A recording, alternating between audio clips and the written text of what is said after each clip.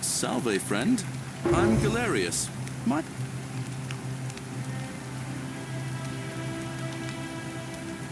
Oh, sounds serious. I'm listening. Yulia? Oh, no. All right, Poor guy.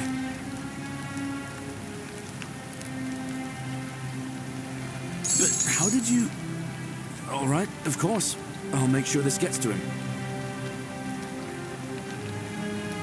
I'll go, but once I'm done, I'll need you to tell me...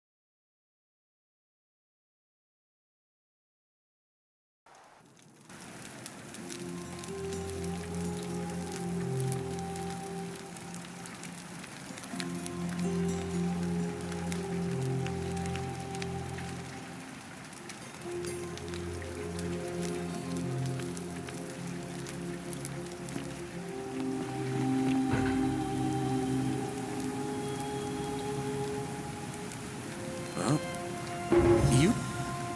But...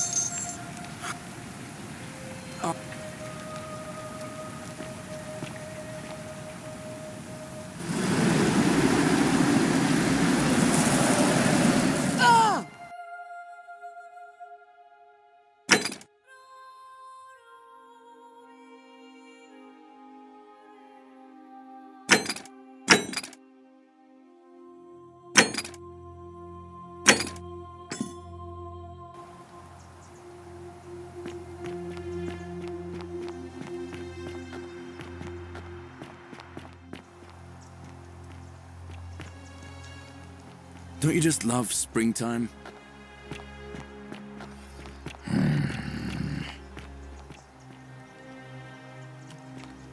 Lucretia, no time to explain. I'm supposed to give you the Sylphium resin for Yulia. What? Quick, give it here. I'm just going to help her swallow this. I think she's going to be all right. Galerius, you're amazing. How did you know?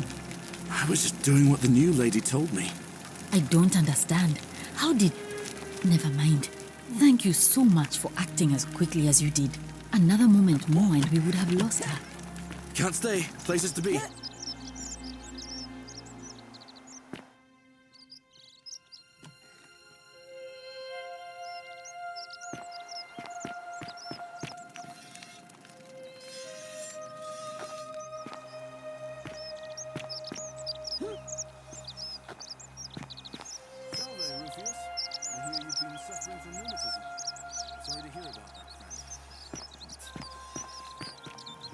Hey, Virgil, how much would you want to make me a bow?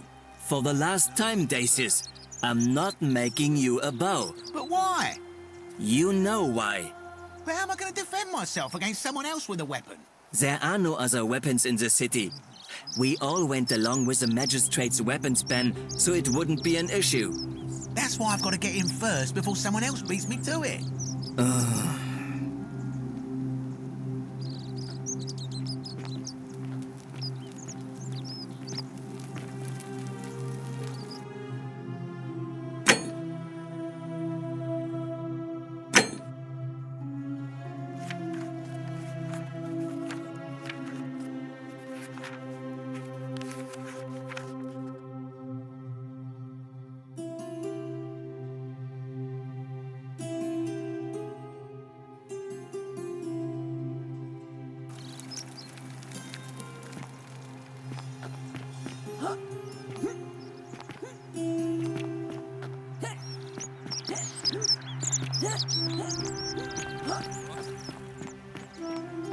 Are you messing with me? I wouldn't do that. Here, take it. We're going to be free. Galerius, thank you. It seems fortune smiles on us after all. I'd better go and sort this out immediately. Shalom, friend. Scintilla and I were in love. And then, 22 days ago, she went missing. All right. One night a few months ago, when I was cleaning Malleolus's villa, I heard a young woman singing. It was the most beautiful thing I had ever heard. I wasn't allowed out, so once everyone else was asleep, I climbed up the inside of the villa and onto the roof, just to see where that sound was coming from. And that's when I saw her. Standing in the garden of the magistrate's villa, I just sat there on the roof, listening to her with my chin on my knees. And for the first time in a long time, I felt hopeful. And then she looked up and saw me and she smiled. I knew at that moment the fates had brought me to her, and from the moment she asked my name with this warmth and curiosity, I knew I'd have done anything for her. And so for weeks on end, each night I'd climb out of the villa and into her father's garden. We'd hold hands and talk about all the things we'd do once we got out of here, like having our own vineyard. And then one morning I woke up and everyone was out searching for her. They said she'd vanished in the night. All I could do was keep my head down and try to hide how beside myself I was. All I know is she loved me. And if she had known a way out, she would have told me. She'd never have taken her own life. And there's no way anybody could have killed her under the Golden Rule. I can't prove it, but I just know she's still alive somehow. Even now, it's as if I can hear her voice in my head, crying out to me. That can only mean one thing. Somebody abducted her. I have no idea how, or who would want to do something like that to such a sweet, lovely girl. But what else could have happened? My guess? Malleolus had something to do with it. He is without doubt the most evil man I have ever known. I have no idea where he'd be keeping her, but there is one room in his villa, upstairs, which is always locked. I've never seen the inside of it, and I haven't been able to steal a key without breaking the Golden Rule. But I have a feeling that if you could get in there somehow, it would shed light on a great many things. Really? I was sure he was hiding something in there. I feel like I've looked everywhere. At least everywhere I could get to. There are still two places I've never been able to reach. First, the palace. If Navia managed to get in, then I suppose Scintilla could have too. The only other place she could be is somewhere in the Cistern network. I remember hearing that Dooley had been poking around in the upper cistern before he was locked up. So you could ask him about it, I suppose.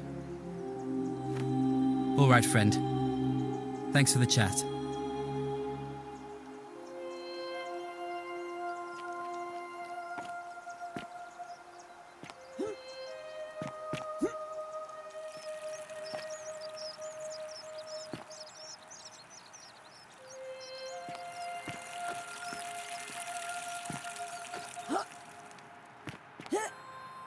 Citizen. And now Malleolus is going to... Wait. Why do you look so... Greetings and salutations.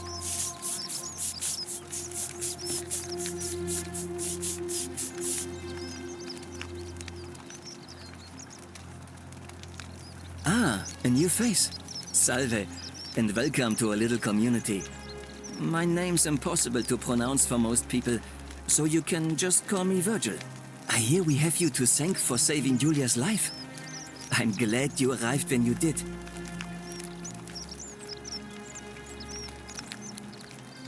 Well, I'm an architect. Or at least I was back in Rome. That's probably too grandiose a term to describe what I do here. Help out with repairs and try to stop old buildings from collapsing on people. That kind of thing. But you probably don't want to hear about the ingenious architecture or mysterious history of this place.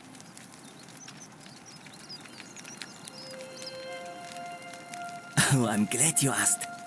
Some of these shrines were constructed hundreds of years ago, which means Romans have been arriving here for at least that long. But there's one thing that puzzles me. The oldest shrine in this avenue isn't Roman at all. It's Greek. Well, yes, that could be the reason. Or it could mean that there were Greeks living and worshipping here before the Romans arrived. Which begs the interesting question, who really built this place? And could it be far older than any of us imagine? If only there was a way we could talk to the people who came here before us. The stories they could tell. Gladly. Personally, my favorite thing about this place is the aqueducts. Those series of adjoining arches. They're an ingenious feat of Roman engineering with a very practical purpose. They take fresh water coming from outside the city and distribute it all across the chasm. It's funneled below the palace and into a cistern beneath the great temple. Some of it flows down into another cistern beneath the villas, and the rest is funneled to the shrine of Proserpina, where it fills the lake and allows us to fish and farm. Hey, not so loud. Just talking about that could anger the gods for all we know. I'm not saying it's impossible, but you'd have to find a way inside somehow. Just, please, try to be a bit more discreet about it. You mean the Great Temple? This one's a bit of a mystery. Given the way it's positioned so prominently, looking down on us, it's clear that whoever built it felt it was the most important temple in the city. Unfortunately, someone else went out of their way to keep its purpose a mystery. You see, usually a temple is dedicated to a particular god, like Proserpina or Diana or Apollo. Usually, that god is obvious. But in this case, it's unknown. There's an obelisk out the front, which probably used to bear the name of this unknown god.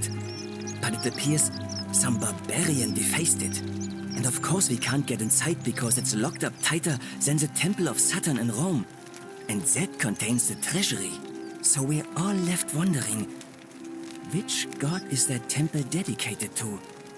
And could it be the one responsible for the Golden Rule? Unless somebody figures out a way inside, I suppose we'll never know. Of course. You wouldn't believe how often the new ones ask that question. But I'd tell you the same thing I tell everyone else. There are much worse places to live out your days. You might have a few sleepless nights thinking about the Golden Rule, but once you get used to the fear, Knowing that a single slip-up could cost you everything, it's not too bad. Nothing new to me, anyway. Oh, I just mean I grew up in the Batavi tribe, far to the north in Noviomagus, and learned to expect a bit of hostility. They weren't nearly as tolerant as the Romans. Well, I'm an architect, help out, but... I like that. We're going to get on well, friend. Look, I haven't done anything wrong, if that's what you're thinking. Somebody just has a problem with my preference for male company. Hey, nothing gets by you, huh? Sorry, that was mean. Yes, I like men. And when you grow up in the north, as I did, in the city of Noviomagus, you expect a bit of hostility. The Batavi are not known for their tolerance. I saw enough friends killed or driven away to know the cost of not keeping your personal affairs to yourself. So I hid who I was for, what was it, nearly 10 years? Watching what I said and where I looked. But that kind of fear eats away at you slowly until living isn't any better than the thing you were afraid of. Needless to say, since I'm now living underground, halfway across the known world with an assumed name, my openness didn't go down well among the enlightened folk of the Batavi. Nice of you to say, but not necessary. In any case, the Romans are far more accepting, and among them, I get to be who I am. Or at least, I thought that was the case. It seems I was wrong. It's not just graffiti. I have quite a collection of handwritten notes too. The strange thing is, I keep my personal affairs to myself. I've never really been interested in any of the men here. Not my type. So I'm not sure what I could have done to upset this person. If I had to guess, I'd say it's probably one of those cultists. Strange bunch. They insist there's only one God, and that he considers my nature a sin. Can you believe that? If there are any of them here, they won't admit it. Not since they supposedly burnt down half of Rome last year and went into hiding. All I know is if these threats keep escalating, eventually my secret admirer is going to cross a line and break the golden rule.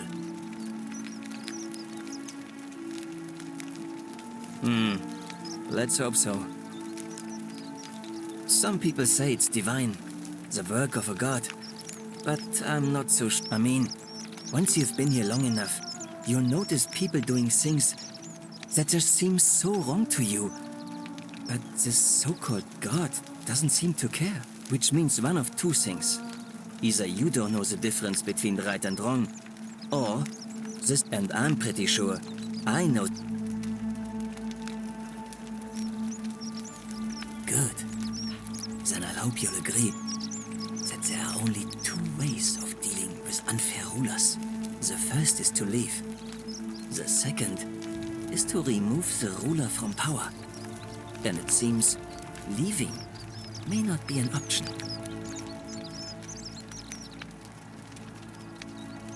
Good question. It's best if I say no more, but I hope you'll give it some thought. Well, Malleolus is talking about loosening some of the restrictions in this place. And while it's all a bit vague, at least he has a vision. My vote isn't for sale, if that's what you're asking. Nice to talk to you.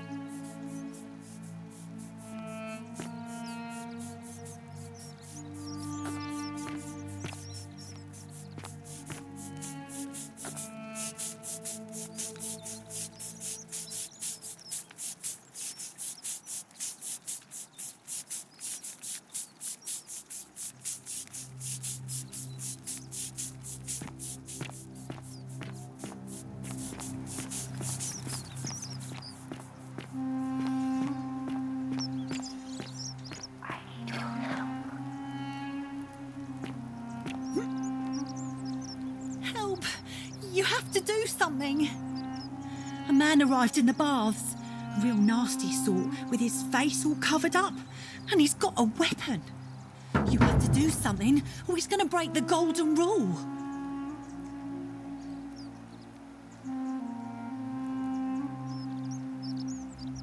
Thank you. He's still in there, somewhere. I have to hide. Find me in this empty shrine when it's over.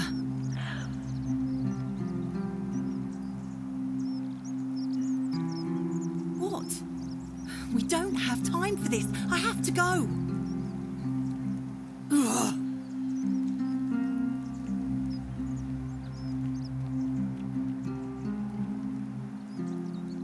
The shrine is collapsing.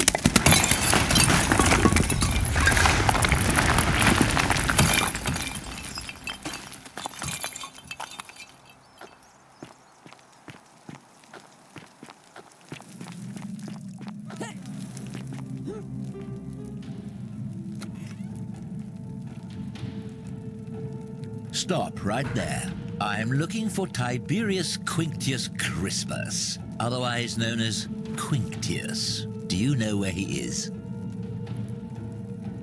I'm not sure I believe that, so allow me to explain something to you. I am here with orders from Emperor Nero himself to find and execute the cultist Quinctius for terrible crimes against the Empire. So, if you tell me the truth, I will allow you to live. But if you lie to me or otherwise obstruct the Emperor's business in any way, I will put this arrow through your chest. Is that understood? Thank you. Now tell me, who are you people, and what is this place?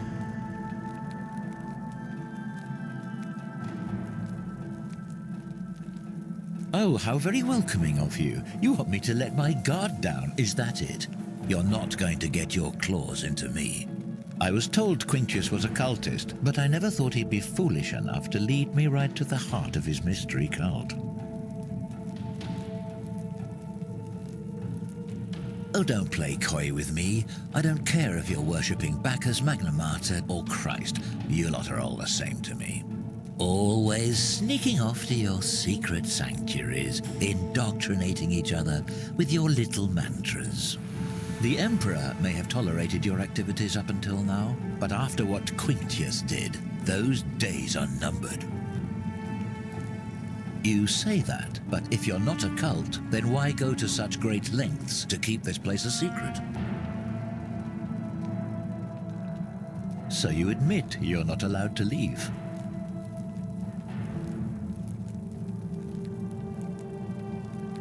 Threatening me is not going to help you, but in any case, that sounds an awful lot like a cult to me. And I saw the inscription saying, "The many shall suffer for the sins of the one." I take it this is some kind of mantra you all believe?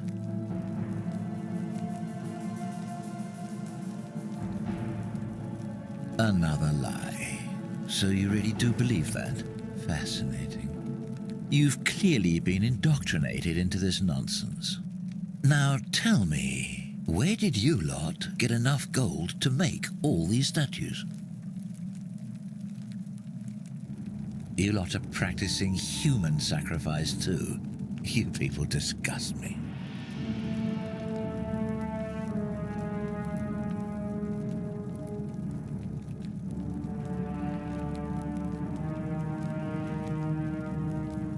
Yes, because I'm the real villain here. It's all clear to me now. The secret sanctuary, the indoctrination, the mantra, the human sacrifice. You're cultists, there's no doubt in my mind. What baffles me is how a person can believe in something with such zeal. They just can't see what they've become. However, you still have a chance to redeem yourself by telling me where Quinctius is. Do not waste it.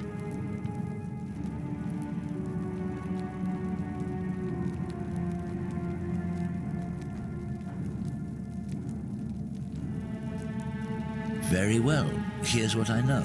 He's a 40 to 50-year-old man with distinctive eyes, one green and one blue. He's also known to have delusions of grandeur.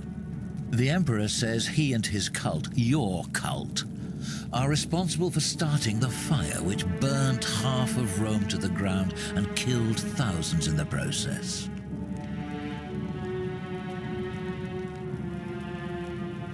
All I know, all I care about, is that the Emperor believes he is guilty and wants him dead. The details are not my concern. This is your last chance. Are you going to tell me where he is or not?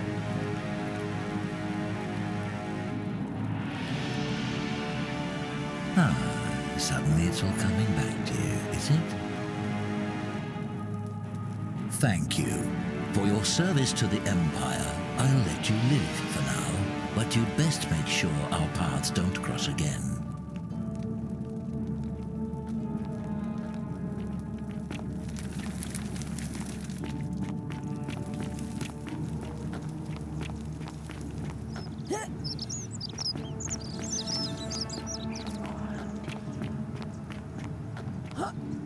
Keep an eye out for Scintilla, would you?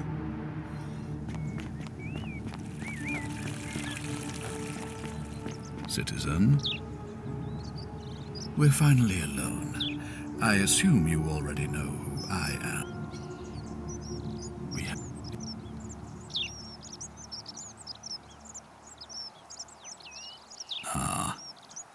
Look, it's unfortunate now. Of course.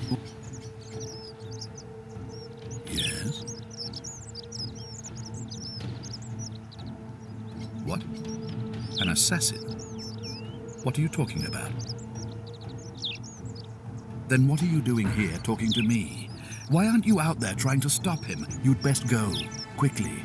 As magistrate, I hereby declare him an enemy of Rome and authorize his execution by your hand, forthwith.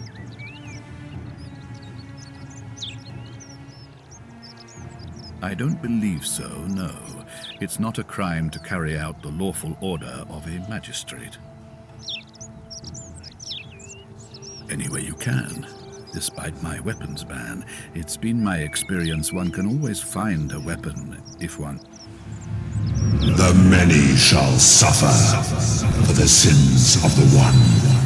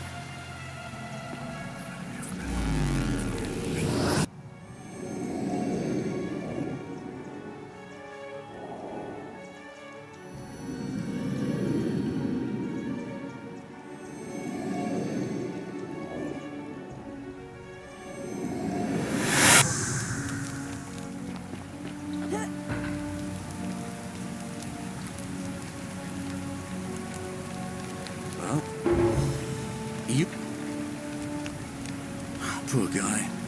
My uncle was a victim at rheumatism's altar. I'll...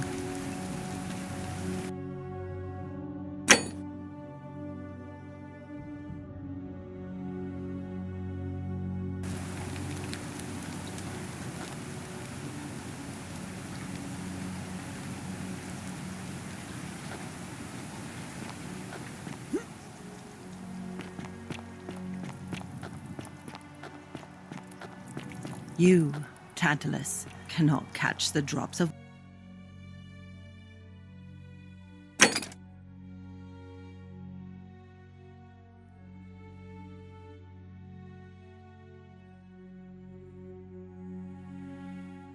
water, and the tree you grasp.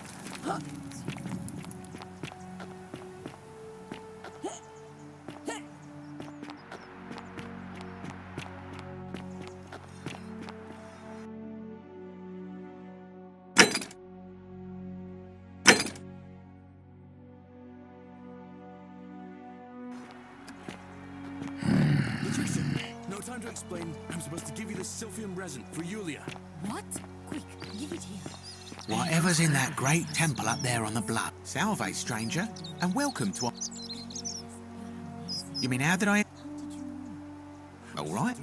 Had myself a nice little shop in Rome, just off the Forum. Lots of foot traffic and close to the docks. Good place to be. See, about 7 months ago, half a road, all the... But, to my surprise, with a cat... No, too heavy. The girl? Weren't you listening? All my valuables or the girl? I mean, I can always buy a new slave girl if I still have my money. So I put my hand on the car, and I guess she realised what was happening, and in one swift motion, she topples the whole bloody thing into the Tiber. No, I dived in after it, of course. Aren't you paying attention? That was a bloody fortune. Only, I guess I must have hit my head or something, because everything went black. When I came to, I'd washed up on the riverbank, not far from here, with nothing in the world but a single silver coin. Thank you, friend. But it turns out it might have been a stroke of good fortune, because this place is a veritable treasure trove. Look at... I'm afraid not. Some people...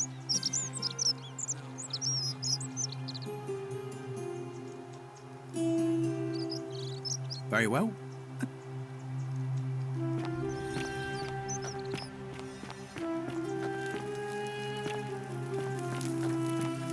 Hello? Hello? Have we... Gold?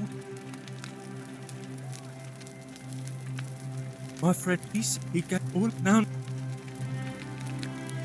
Look up. Oh. Yum.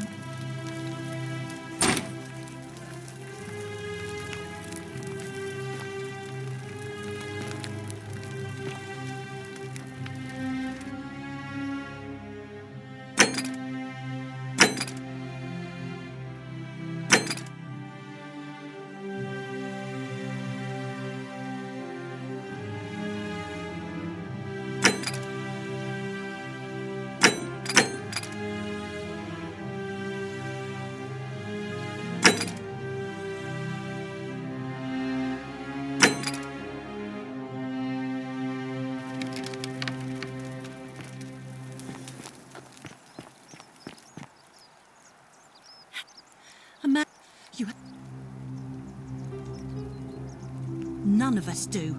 The magistrate made us throw them all into the chasm. So now this man's... You'll just have to improvise.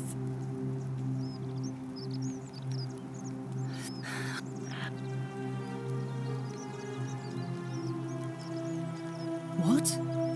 Why? All right, fine. Come and find me in my bakery instead. Please be careful.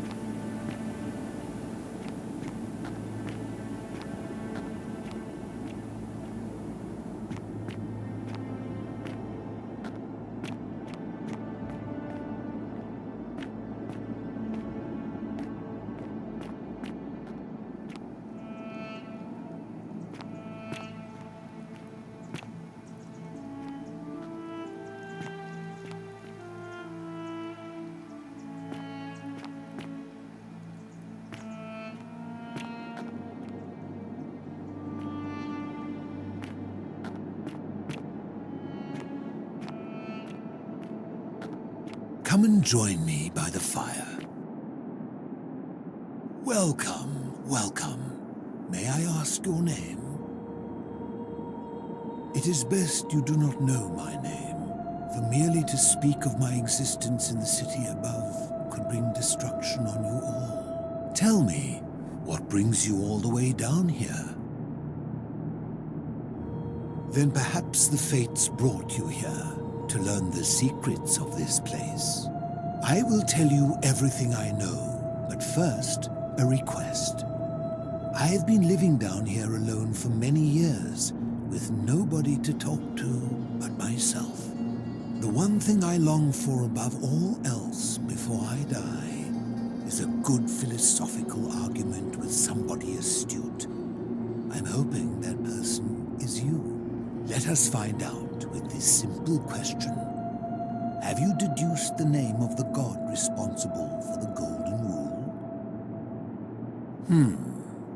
You have much to learn. It's best if you figure it out on your own. Come back once you've made progress. Then you should speak with your contemporaries in the city above. Ask them about their stories and see if you detect a pattern of some sort. It is best if you come to this realization for yourself. You would never believe me if I told you.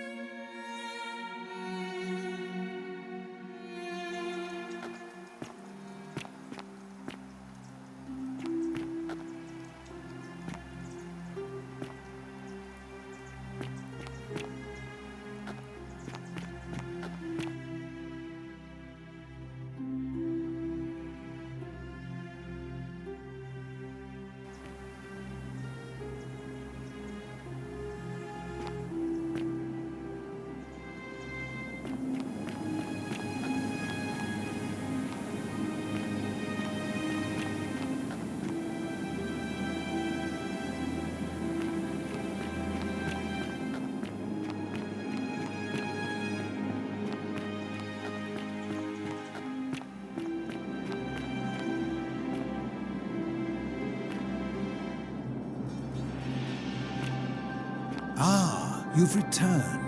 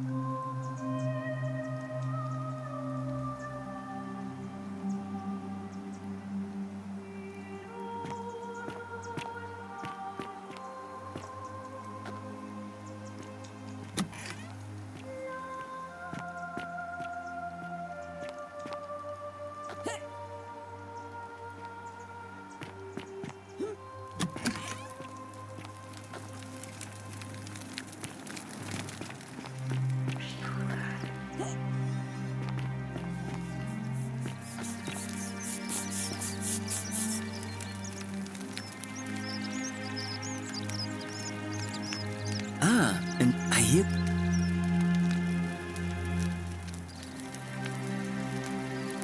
Well, I'm an help up.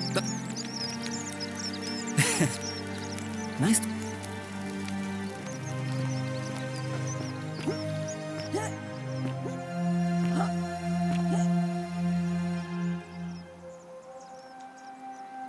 A new face, Ave, and my...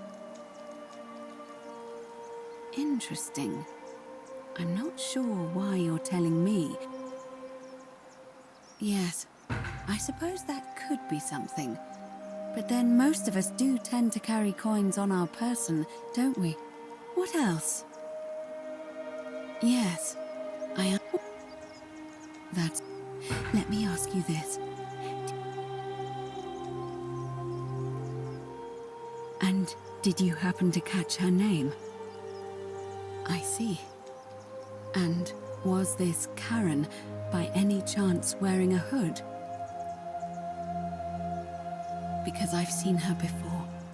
There's something I think you should see. I think you'd better follow me to the baths. What? How could you know that? And why are you talking to me instead of doing something about it? Please, go and stop him, and come back to me once we're no longer in danger.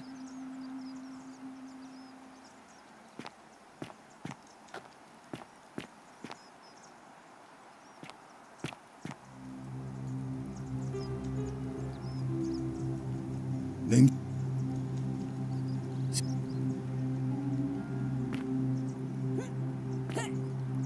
Isn't the great temple majestic?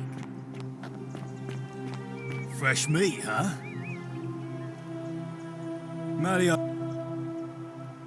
Her name's... What?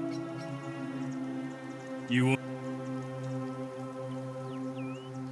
He's not here. Dunno. Tell him. What?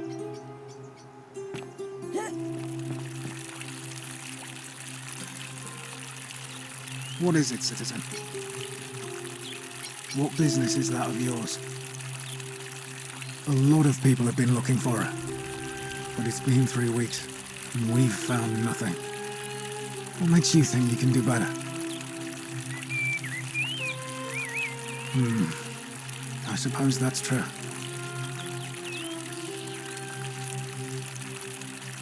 Scintilla was always a kind, well-behaved young woman. I admit, her disappearance really caught me off guard. If anyone knows something, I'd expect it to be Sentia, Malleolus, Claudia, or Domitius. But none of them will tell me anything. You might fare better though, I suppose. If you're accusing me of a crime, you better have something to back it up.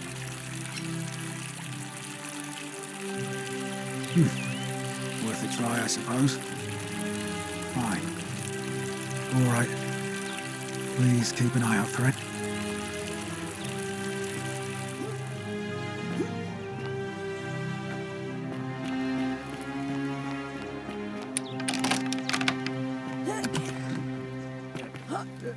Thank you.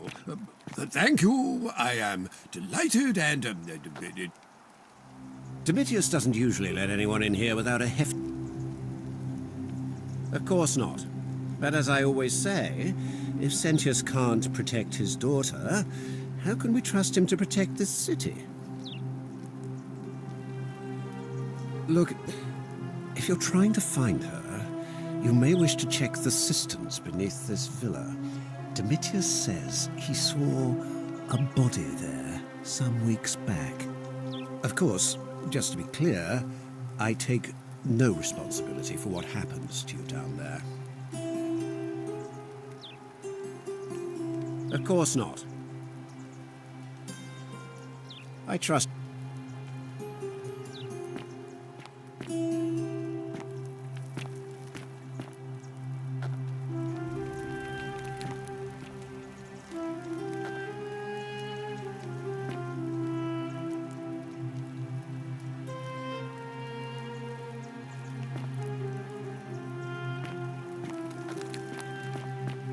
Still here?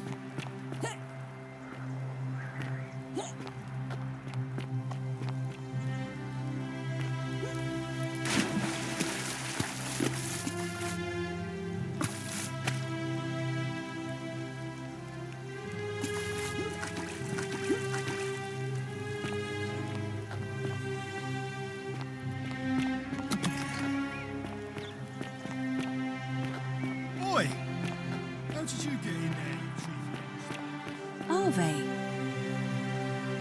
Let me know when...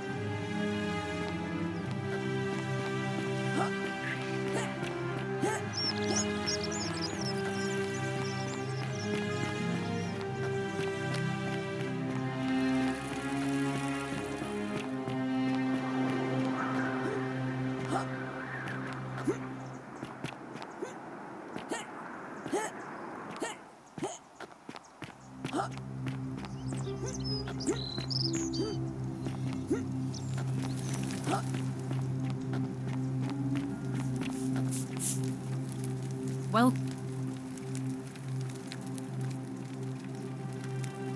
that's good. If you're not on edge, you've not been paying attention. But we've all... I still don't have any of the answers. Here in... Oh, we were stuck. Oh, that's all. If you like. All right. I can't believe this is how it ends. Oh no. No.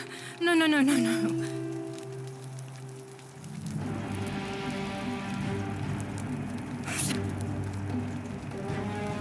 You... Well, you don't understand. If I... Oh, really? But we're still... Exactly. I am out. Wherever you are. Scintilla, my love. I'm sorry. Ulpius, no!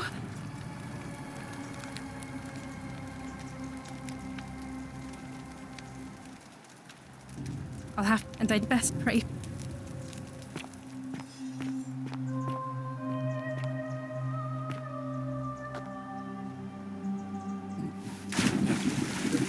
Thank you.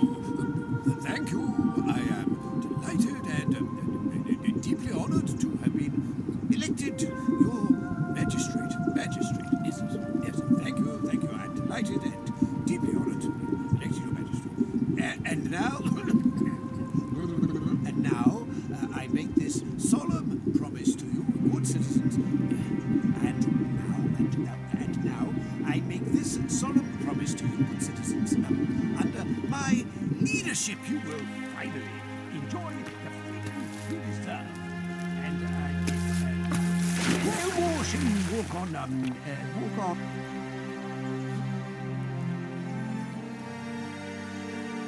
Huh. You are acting. I trust you. Through the door this time. There's a key just beside it.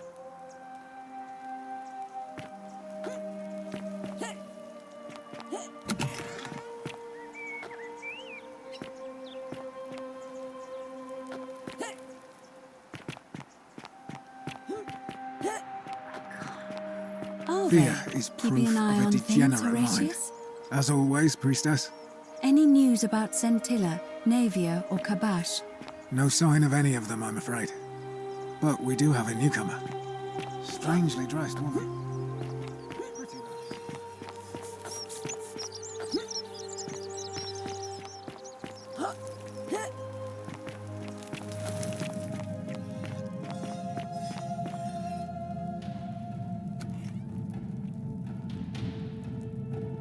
Stop right there. I'm looking for Tide...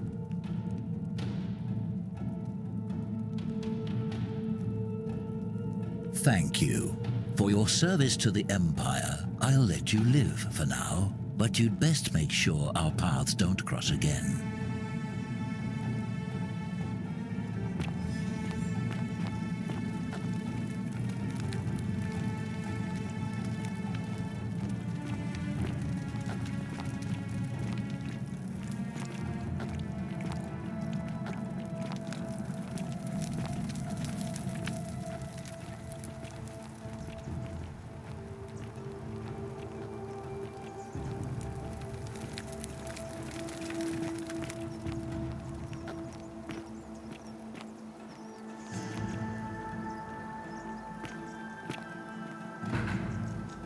Curse you, cultist.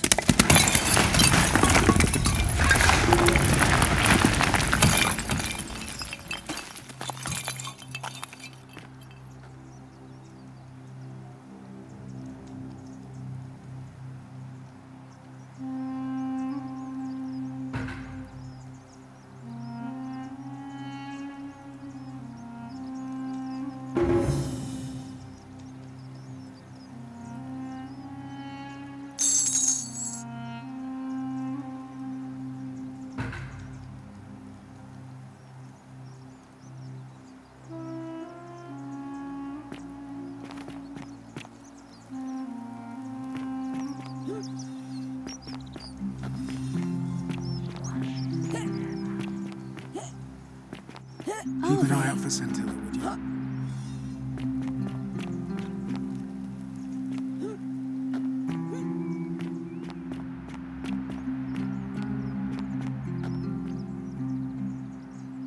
Follow me, but don't follow too closely. We Thea can't is have people proof thinking of a we're bathing degenerate together. mind.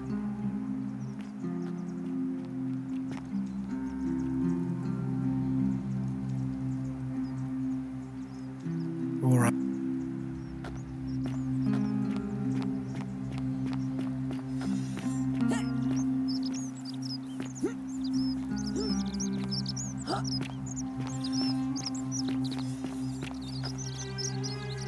You there? I'm sorry to trouble you, but I couldn't help but notice that fine bow you're carrying. No idea how you managed to get your hands on it, especially in the light of our dear old magistrate's ban, but I'm impressed. And before you ask, no, I wouldn't dream of trying to buy it from you. I have no use for a wooden bow myself. But I would like to propose a joint business venture of sorts. Tell me, do you have any idea how people here end up as golden statues?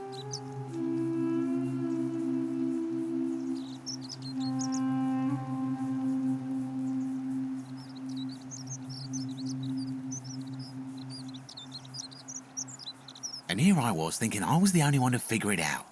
In any case, supposedly one or two of those arrows is enough to turn a full-grown man into gold. Now, of course, that is a travesty, a terrible, horrible waste of human life which has to be stopped. And yet, on the other hand, I can't help but think of a tale told by that Greek fella Aesop, the goose that laid the golden egg. With the ability to transmute organic matter into gold, one could create infinite wealth. Use your imagination. Golden animals, insects, trees and plants. The Midas touch without the drawbacks. We are talking riches beyond imagining. And even if we were to split all those riches between the two of us, half of infinite wealth is still infinite. Interested?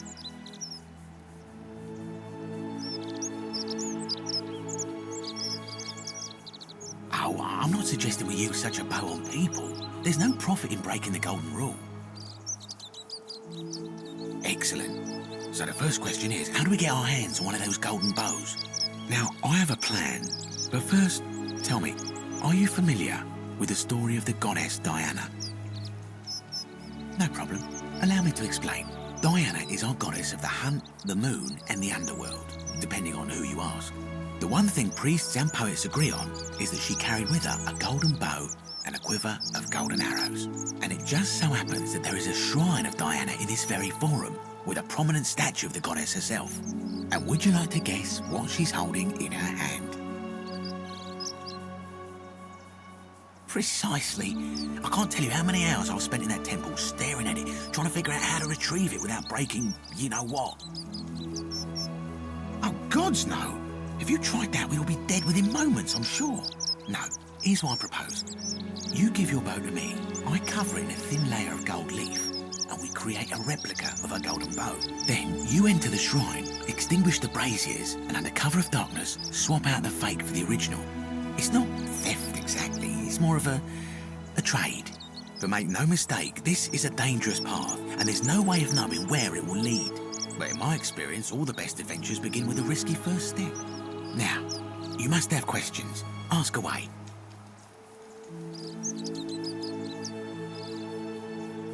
When Prometheus stole fire from the gods and became a hero to all mankind, do you think he was worried about the danger? I'm more of an ideas man, whereas you're obviously the more resourceful and heroic type. I have complete confidence in you. Because the gods would see you, of course. Hence my proposal. So, are you in, partner?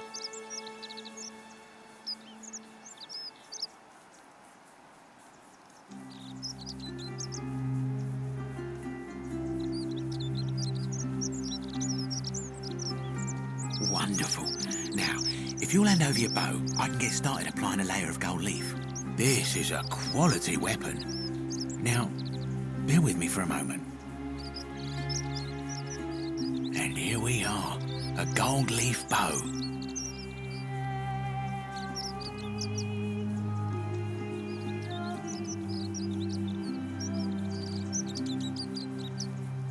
I've gone and unlocked the Shrine of Diana for you, so as quick as you can, head on inside. It's just at the end of the street on the left. May the gods not watch over you.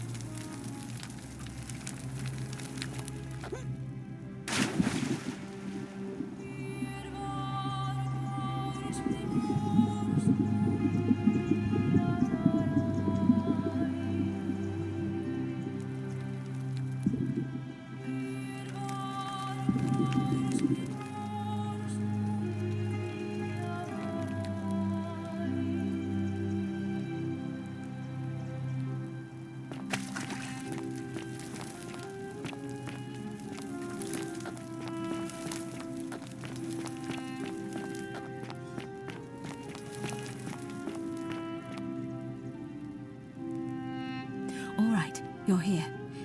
You were asking how I knew the young woman you met by the river was wearing a hood. Here, look down at the bottom of the baths. It's a little hard to make out in this light. If only we could see. Oh, what a marvelous lamp. But do you see it? Somebody waking up by a river in a forest to find a hooded figure with a coin. It's just as you described it, only your pronunciation is a little off.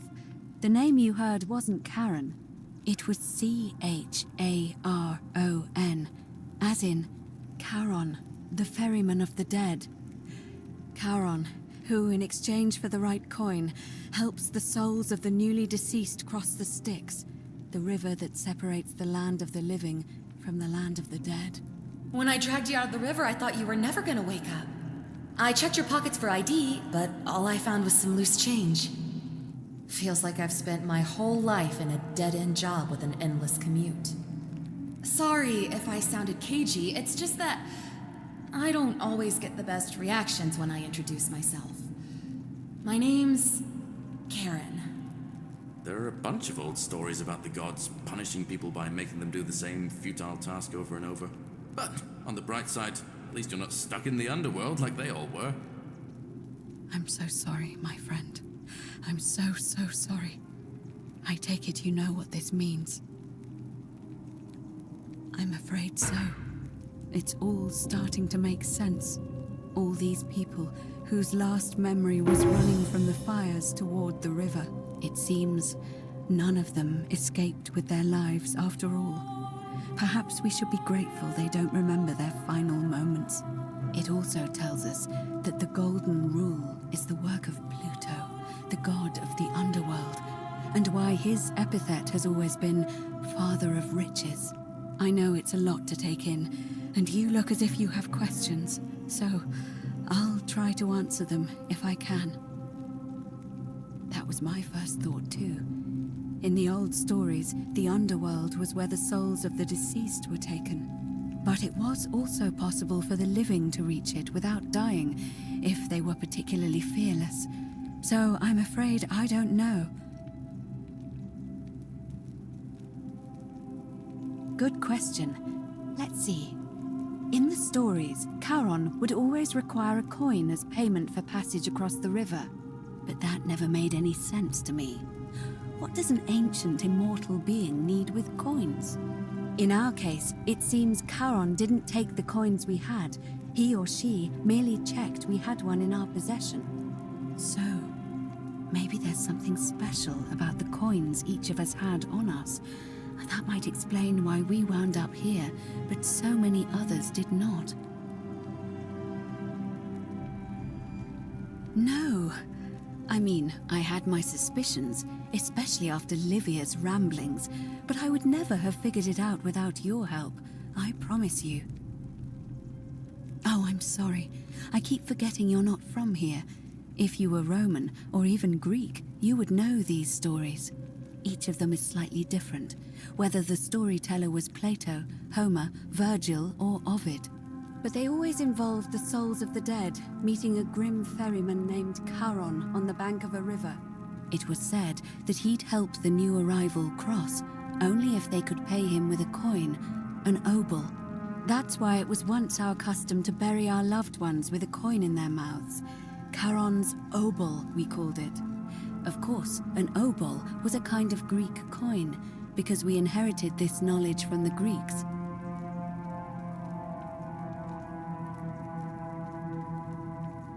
To be fair, the ferryman isn't exactly as the poets described, and he, she, they seem to appear to different people in different guises. You say you saw a young woman named Karen with a hood, and I once heard Kabash mention a stranger in a ram headdress named Kerti, and Rufius described meeting a stranger named Kumut Tabal wearing an eagle headdress. But whatever form this stranger took, they were always wearing a hood of some sort, and their name always began with a K sound. I suspect the only way you'll solve this riddle is if your paths cross again. Now that we know where we are, we have to figure out what to do about it if we don't want to be cast into gold for eternity. We don't have much to go on, except the old stories. I remember 4 in particular about heroes in the underworld. Hercules, the demigod and son of Jupiter. Orpheus, a Thracian poet. Sisyphus, a king of Ephyra. And Aeneas, a Trojan hero. Hercules was able to leave the underworld because he cowed its god with his strength. Sisyphus and Orpheus both relied on their wits instead. They persuaded the goddess of the underworld, Proserpina, to help them escape. And finally, Aeneas was able to escape with the help of a spirit guide, who led him through a secret gate. So it seems you have 2 options: to confront the god of the underworld head-on, or find a way to escape with the help of Proserpina or some other guide.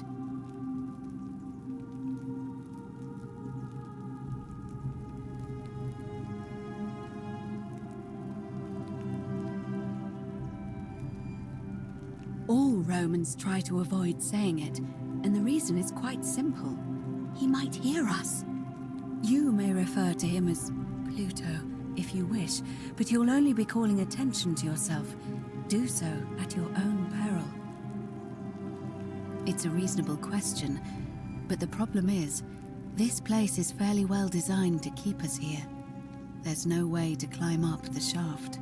And even if you could build a ladder big enough, just trying it would break the golden rule. We know that, thanks to the writings left behind by those who've tried. Shh! Is everyone so blunt where you're from? Oh. That option would be the boldest, but also the only way to learn the truth about the golden rule, and maybe even put an end to it. As I said, Hercules managed to overpower the god of the underworld, but he was a demigod. Forgive my candor, but you are no Hercules.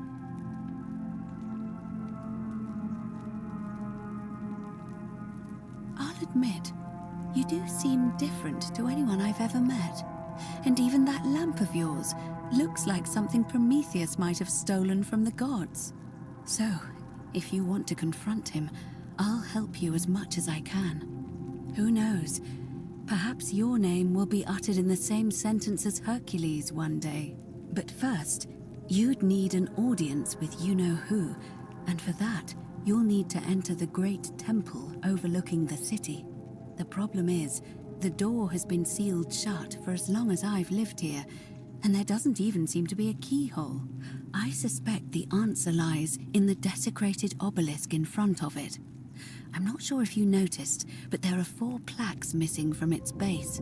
It looks as though somebody, or a series of somebodies, forcibly removed them, and in doing so, dishonored and angered our divine keeper. If you could recover and replace all 4 of those missing plaques, I imagine he might be willing to receive an audience again. It's the towering stone monument with 4 sides and a pyramid-shaped head that stands before the great temple, a dedication to the god of this place. You'll find them all over Rome, but of course they were looted from Egypt many years ago. It seems one of them made its way here too, although how is a mystery. However, this one is unusual in that each of the 4 sides is decorated in a different style: Roman, Greek, Egyptian, and another I don't recognize. That means you'll need to recover 4 different plaques: Roman, Greek, Egyptian, and a 4th, a mystery plaque.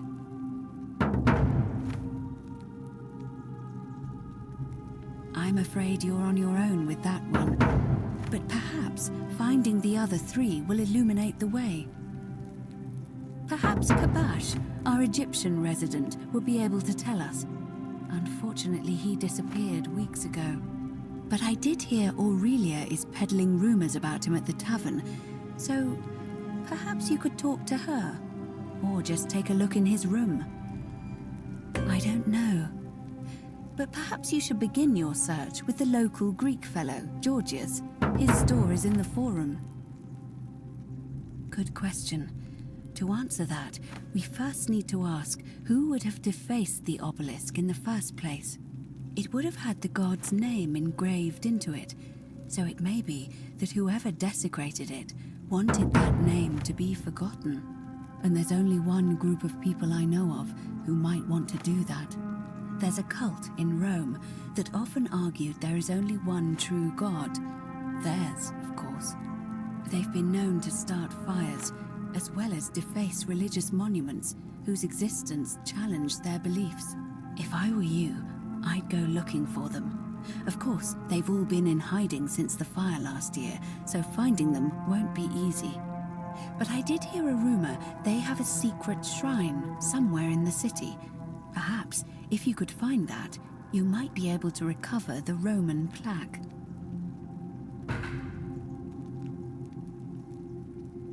As I mentioned, both Orpheus and Sisyphus were said to have persuaded Proserpina to help them escape, and Aeneas was guided to the exit. The problem is, those are the stories of a poet, a self-aggrandizing king, and a brawler about their own heroic deeds, so they should be taken with a grain of salt. First, Proserpina. What we do know about her is, well, it's a grim tale. It's said the god of the underworld abducted and dragged her here against her will, forcing her into marriage.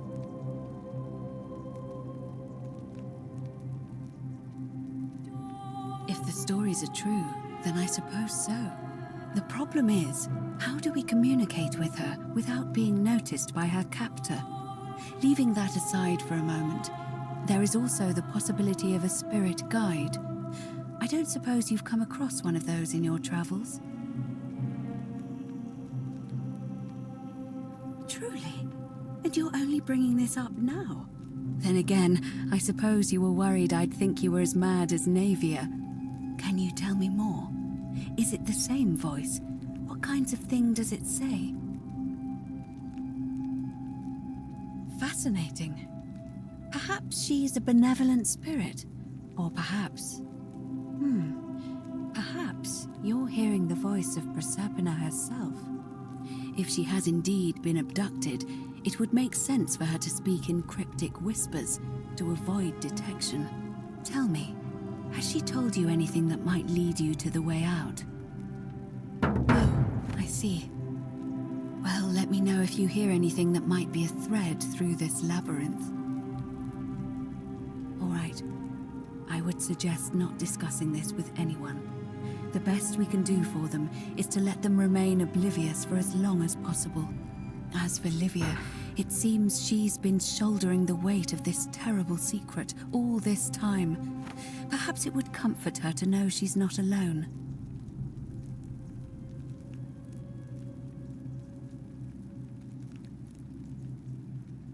In any case, time is of the essence, so you'd best begin. May Fortuna guide you. Although you may not need her with Proserpina on your side.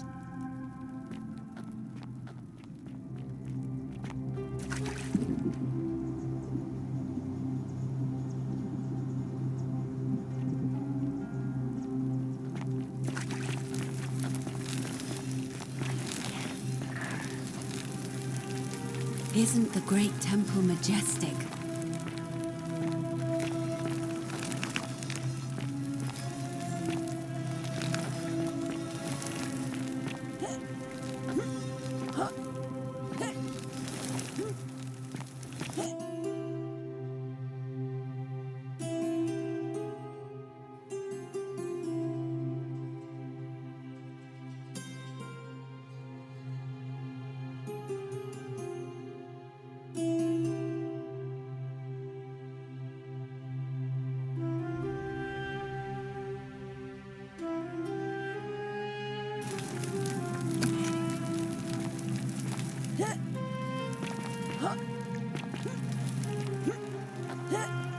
Ave.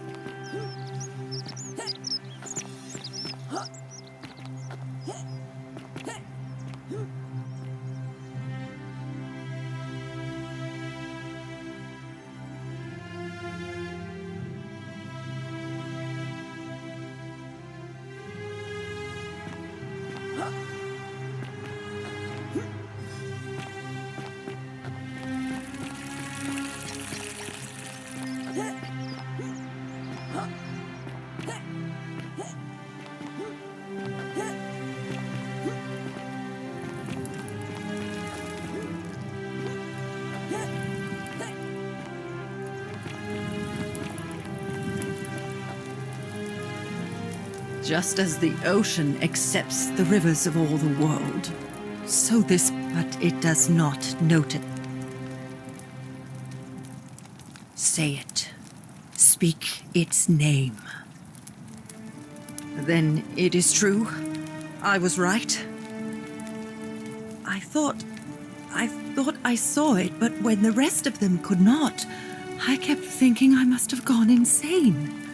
I had to tell myself it was true over and over again, until I wasn't sure if I was deceiving myself. I must apologize if my words seem cryptic.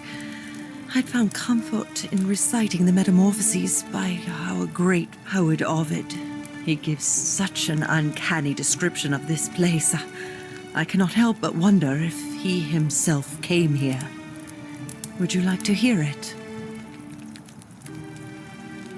I will do my best to remember the relevant verse.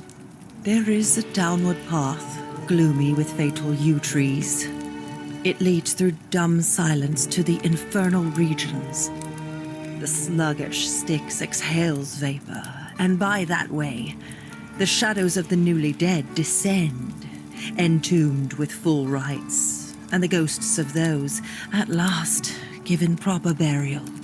The wide, thorny waste is cold and pallid, and the newly arrived shades are ignorant of the road that leads to the Stygian city, where Black Dis has his cruel palace. As the ocean accepts the rivers of all the world, so this place accepts all the souls, and is never too small for any populace, nor notices the crowds that come. There the bloodless shadows wander without flesh or bone. Some crowd the forum, some the house of the ruler of the depths. Others follow their trades, imitating their previous lives. And still others incur punishment. I hope I have done it justice, and now we share a secret. It's as if you've lifted a great burden from my shoulders. Thank you, friend. I think I should rest.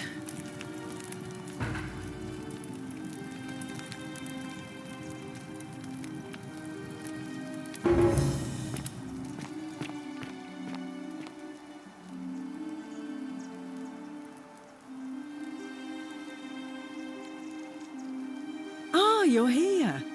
I'm so glad you... And you're not...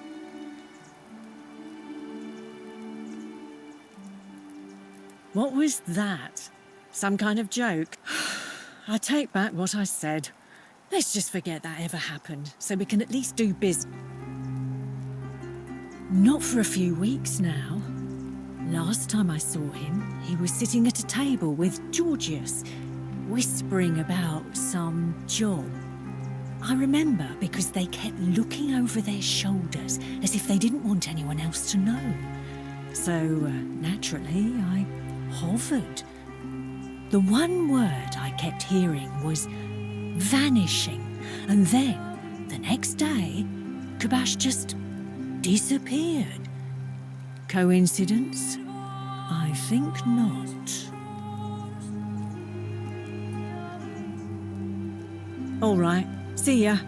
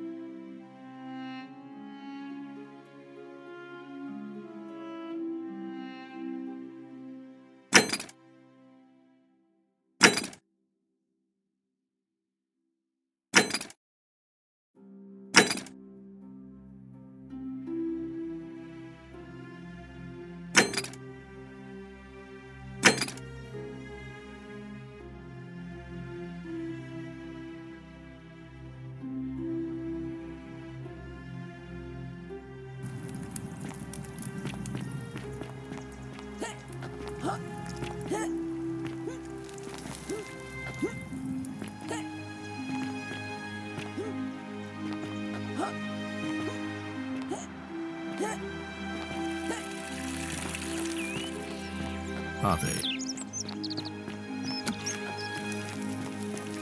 Fear is proof of a degenerate mind. What now?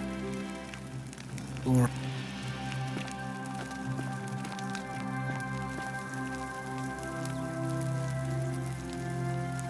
Oh, I wish Horatius would stop letting barbarians in here. What do you want?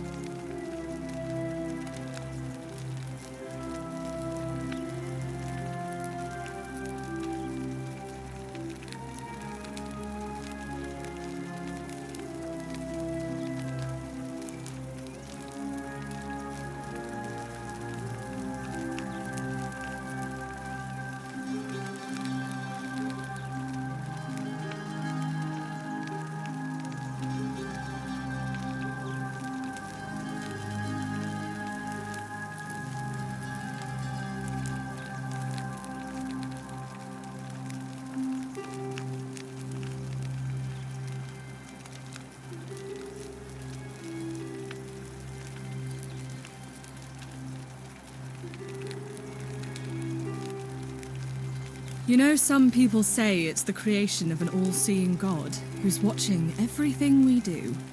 But what kind of an awful, incompetent God would let my sister go missing on his or her watch?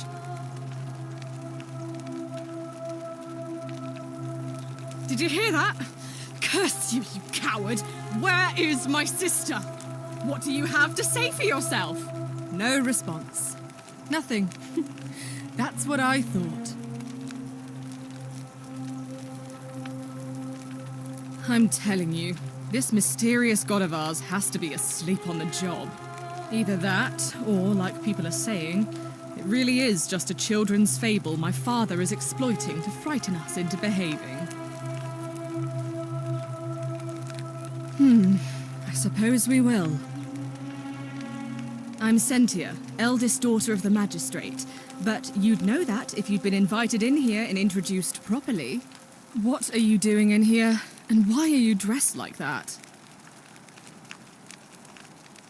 Really? I'd never have noticed, what with your flawless accent, appropriate attire, and impressive mastery of our customs. Now, remind me, why are we having this? I trust...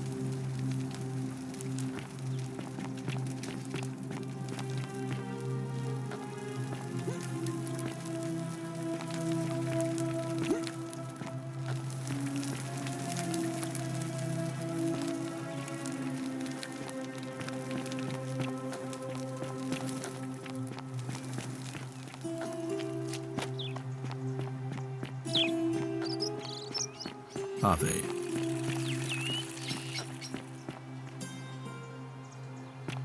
Fresh meat, huh?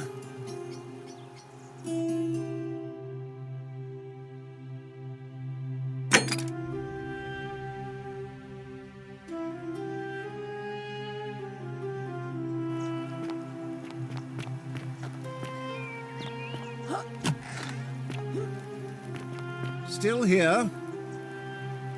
You again. What is it now? Look, if I had a Roman plaque in my possession, I'd be happy to sell it to you, but I don't, so I can't.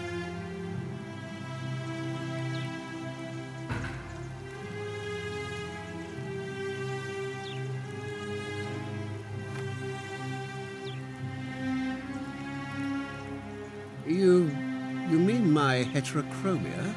I am guilty of nothing more than having different colored eyes. And I'm hardly the only person with the condition. Alexander the Great had it too, as it happens. I like to think it is simply the way the gods have chosen to mark a natural-born ruler. Nothing more.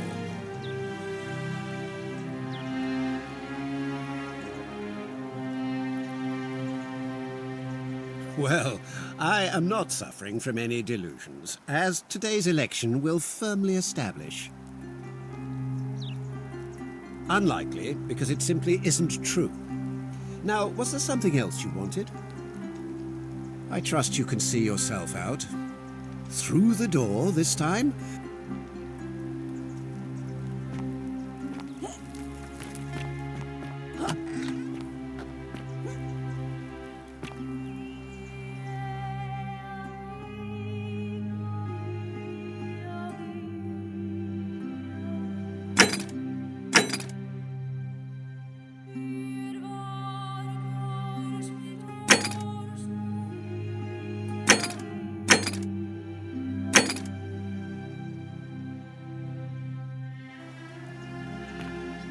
What now?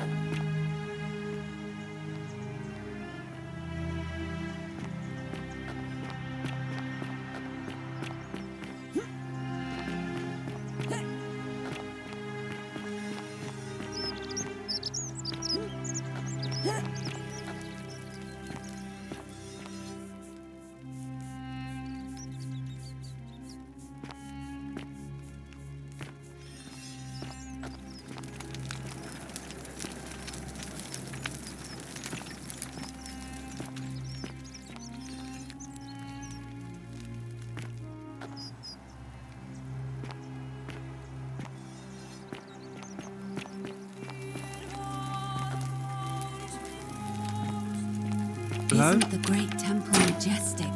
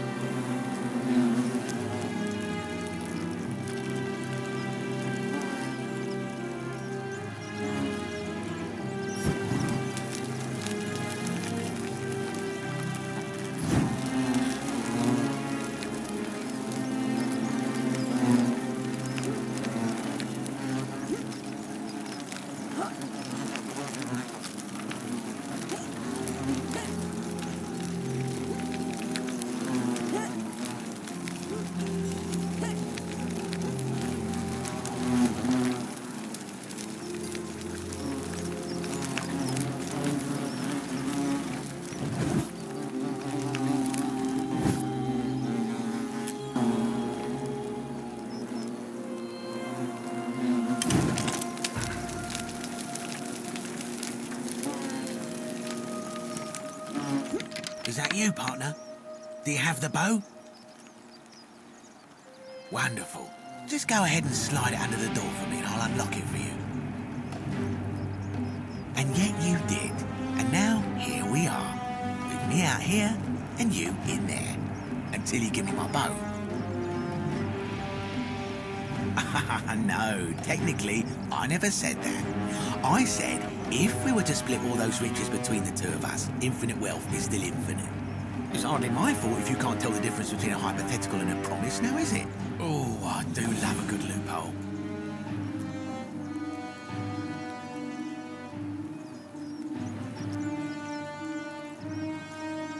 You're just gonna have to take your chances, I'm afraid. The bow, now.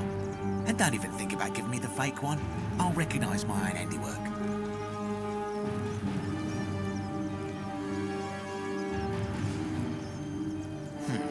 I would reconsider my position quickly if I were you. I'm not sure if you noticed, but you're stuck in there with a hornet's nest, and they can be rather aggressive toward intruders. You know, some say it takes 27 hornet stings to kill a man, but I always wondered how anyone could have known that. Let's find out how many it takes to kill a woman, shall we?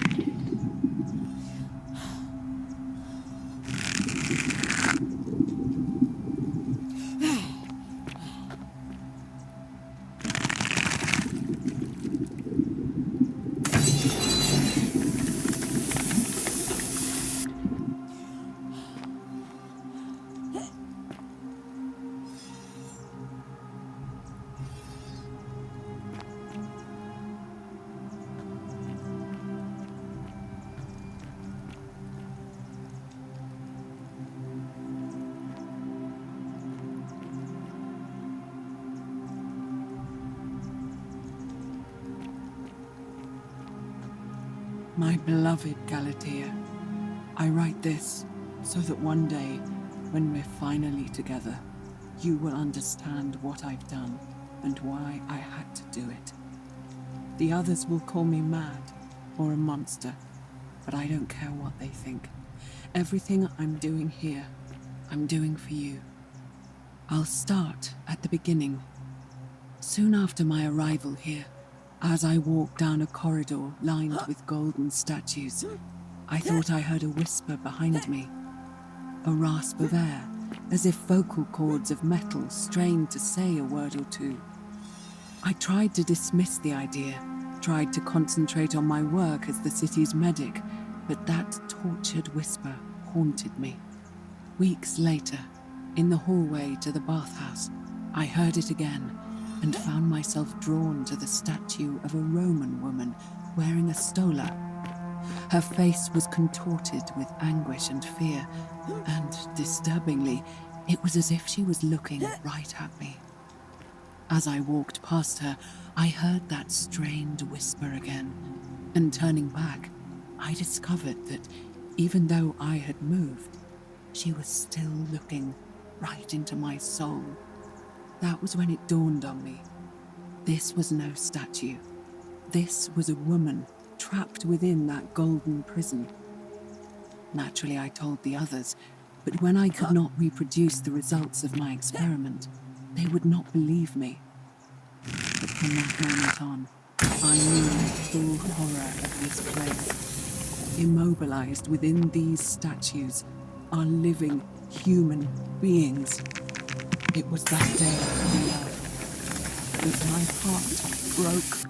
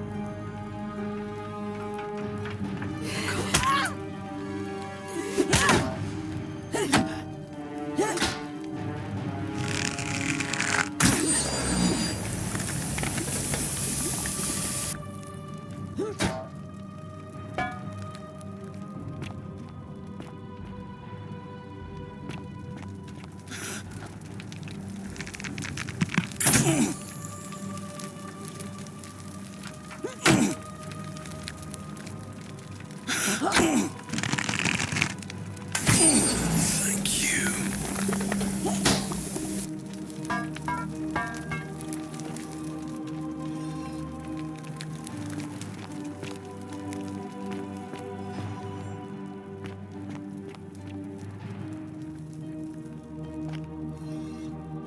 You're not supposed to be here.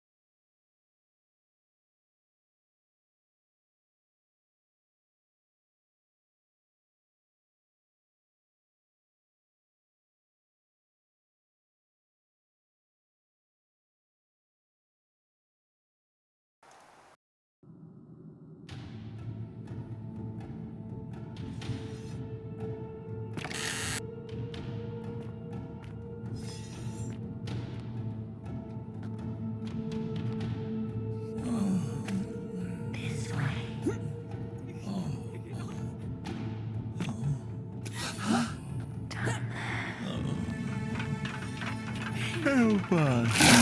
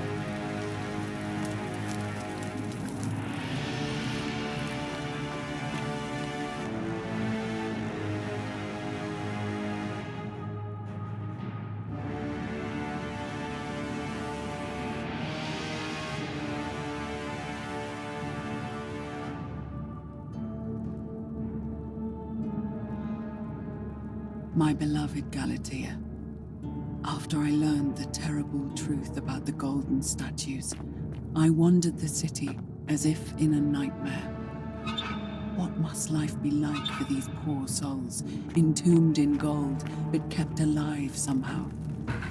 Trapped in their own personal Tartarus, consigned to eternal torment, too horrific for any sane mind to comprehend. I tried to offer them what small mercies I could. I began to talk to them, to keep them company. I'd imagined love stories for them, give them names, and told them of the world, of the histories and stories I'd learned as a child, as the others became more concerned by it.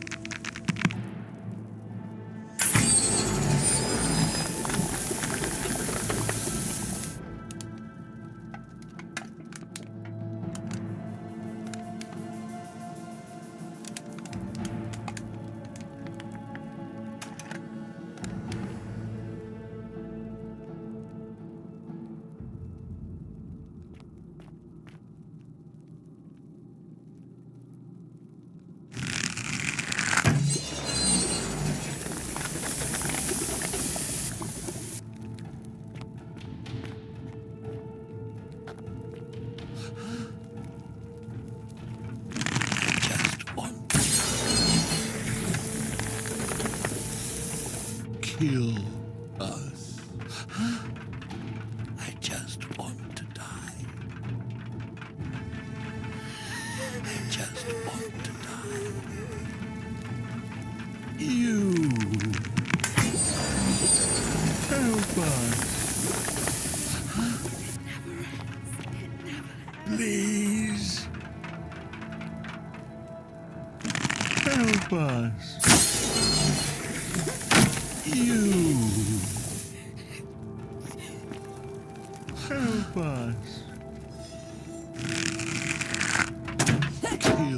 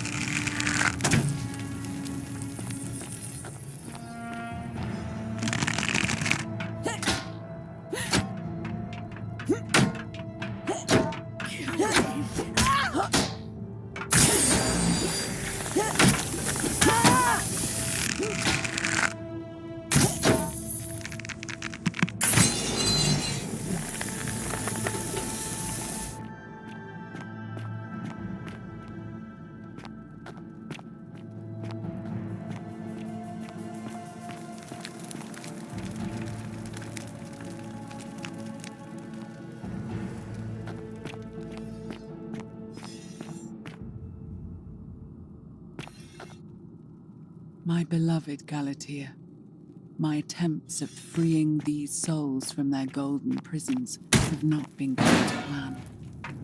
My first charge was a Greek woman who I called Iodame after the Athenian turned to stone by Medusa. Drilling through the gold that encased her, I was vindicated by the discovery that beneath half an inch of gold, which is so rigid it must be some kind of alloy, was living flesh. Unfortunately, this golden alloy seems to have fused with her skin, so removing it exposed the sinew and muscle beneath, and appeared to cause her great pain. At first, I braced myself, expecting that inflicting such pain would break the golden rule, and yet, somehow, it did not. It seems whichever god is responsible for imprisoning these poor souls does not care about their suffering at all. Please. Undeterred, I pressed on, working late into the night, attempting to remove the golden layer that encased her as delicately as I could. Eventually, I was able to free most of her body, but when I released her from her restraints, her first act was to lunge for my throat, clawing at me with all her strength and those sharp metal talons. This was my thanks for trying to save her. Whatever possessed Iodame to attack, she was clearly not a suitable subject for my experiment, and I was forced to lock her inside an isolated wing of the palace and bar the door. As I continued working on others, I could hear her flailing and launching herself at the other side endlessly. Other experiments with similar results, and after relocating a few times, most of the palace is now too dangerous to work in. Still, as much as my heart aches to know that you're suffering, I cannot risk attempting to ungild you yet. Not until I have perfected a method that will bring you back to me, whole in both mind and body, and ensuring your humanity is preserved. I promise you this. One day we will be together, even if I have to free every last statue in this god's forsaken place.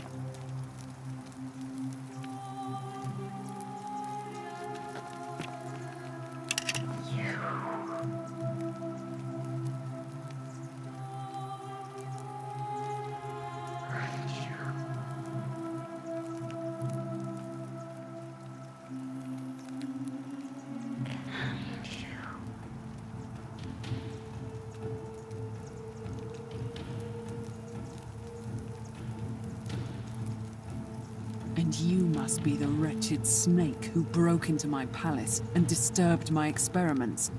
And worst of all, look at what you made me do to her. This never would have happened if you just stayed away.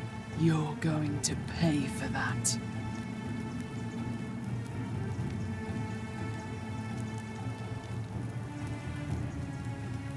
You think you can bring me down with your little wooden arrows before I jam this blade into your throat? What? How? That's impossible. You're trying to intimidate me.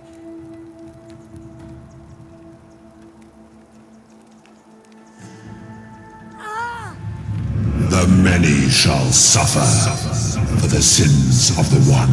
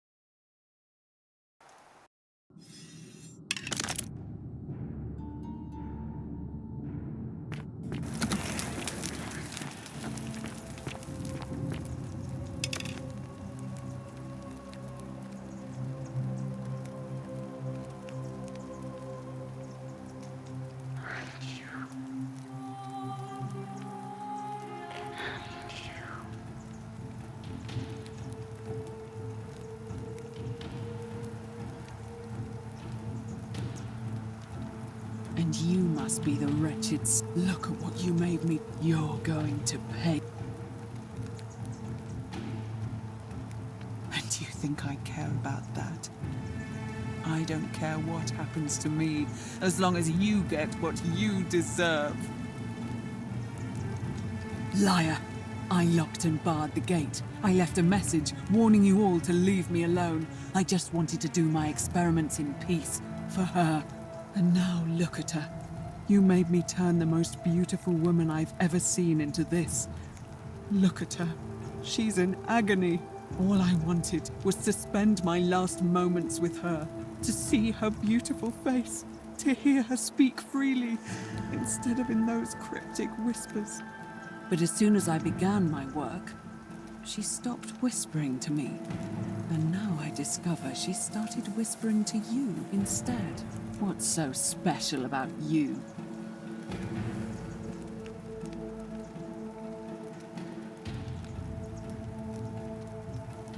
What do you mean, the same voice? Yes. I remember when they used to whisper to me. They did sound similar. I just thought it was because all voices sound the same when they whisper. But now that I think about it, they were all benevolent and seemed to share a common knowledge. But if these bodies are mere conduits for that one voice, then this body is nobody. And everything I've done here was... Wait, I see what you're doing. You're trying to steal her away from me. Were you planning to wait until I'd done all the hard work, then swoop in? Is that it? Liar! You tried to steal her away from me, and now look what you made me do. Give me one good reason why I shouldn't peel you too. What? What are you talking about? Wait. So you're saying you weren't coming for us?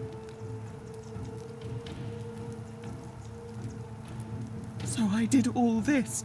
I ruined her. For nothing. What have I done?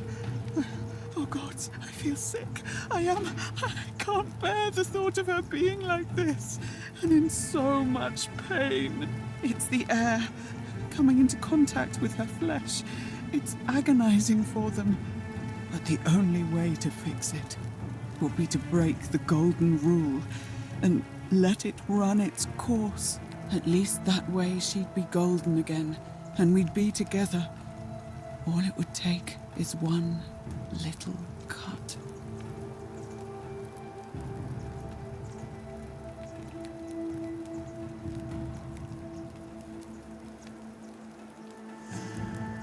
It's too late. There's nothing you can do. I have to do this. I'm sorry.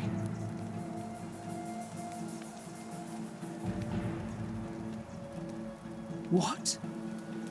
How? Really? I'm not sure I believe you. But if you can undo this mess, I'll give you the key to my old medical chest in the Shrine of Apollo. I imagine it would help Lucretia ease the suffering of those still in the city. But if you're lying to me, I'll break the golden rule and kill you and everyone else in this city. Understood?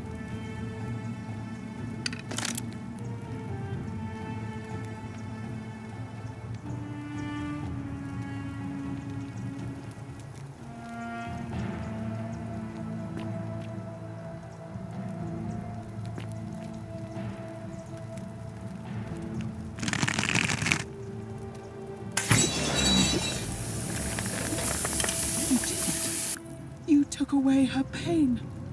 I don't know what to say. Thank you, thank you. I swear I will never harm her again. I swear it. I'll stay here to keep her company. But these poor souls, what can be done for them? I've tried everything I can.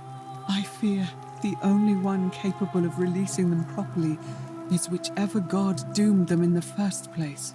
In any case, I must honor our bargain. Here's the key I promised you. It opens a chest in the Shrine of Apollo.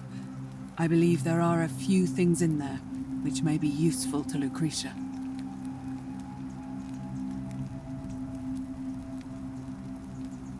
Now, please leave. The door here leads out onto the palace balcony. You should be able to make your way down from there. Go. And never return.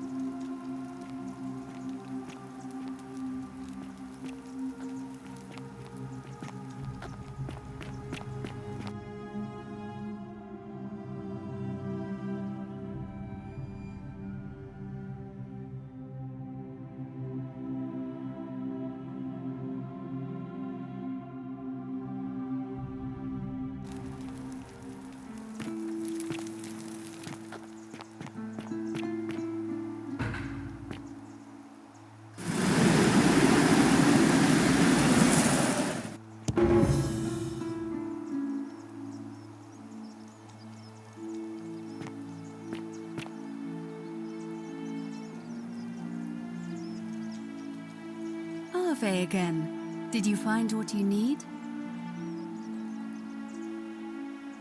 Certainly. May Fortuna guide.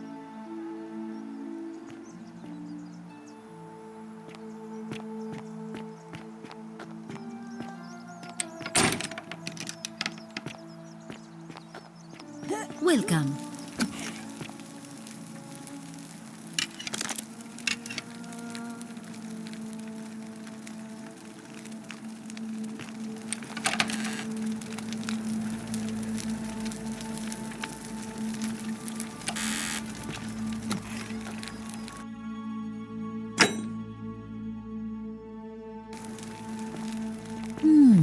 A golden bow, just like Apollo and Diana's.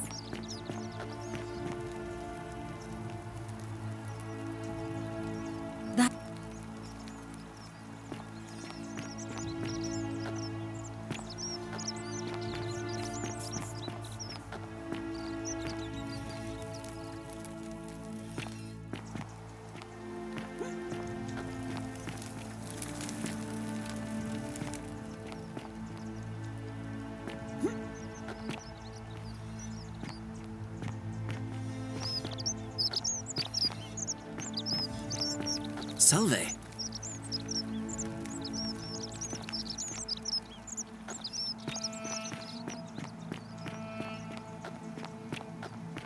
That's quite an impressive bow.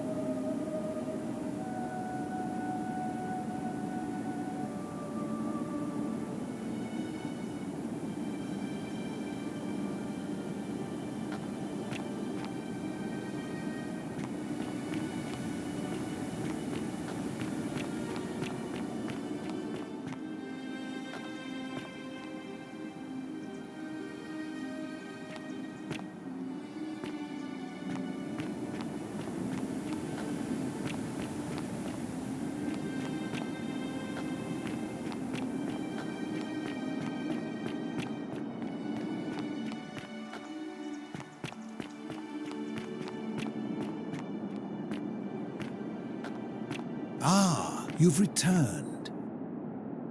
Ah, you've returned. I will tell you everything I know, but first, the one thing let us...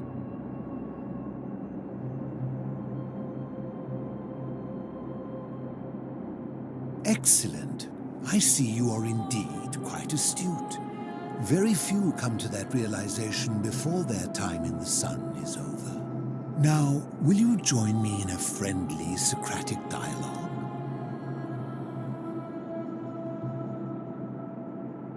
Wonderful. Then let me begin with a question. Would you say you know the difference between right and wrong? And to what extent? In every situation? So, you're not entirely confident. That is quite sensible. Indeed, I'm reminded of something Socrates once said. To paraphrase, better to know that you know nothing than to know nothing and think that you know. It is because knowledgeable people have learned enough to know they know very little, in the broader scheme of things. You see, out there in the world, being uncertain about right and wrong was acceptable, because our mistakes rarely had consequences.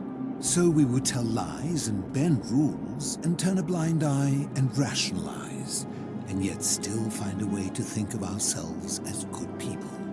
But under the golden rule, morality matters. The slightest wrongdoing could result in a mass execution. So to navigate this maze, we would have to be certain about the difference between right and wrong. Wouldn't you agree? So let me ask you this. Is there one system of morality which is always perfectly correct, which you could follow in every situation and always do the right thing? Are you sure? Or is it possible that humans simply haven't figured out the right system yet? So is it up to each of us to decide what right and wrong mean to us individually? Or must we simply follow the laws and customs of whichever community we're in? So if a man feels that stoning to death his unfaithful wife is right, then is it right? I agree, but why? Didn't you just say right and wrong depends on the individual? And that's a credit to you. It is the mark of a civilized person to change their position when presented with a superior argument. My point is this. I don't think anyone alive truly knows any hard and fast rules about right and wrong.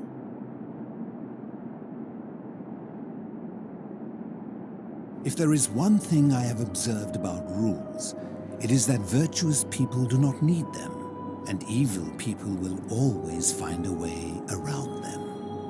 And so we must accept our limitations, and the sad truth that no human society will ever achieve the utopia for which it strives. In mathematics, we would call it an asymptote, a line that can be approached but never reached. Because the only way to create a utopia is with the ever-present threat of force, such as the Golden Rule. This and no other is the root from which a tyrant springs when he first appears as a protector. And life under tyranny is no utopia at all.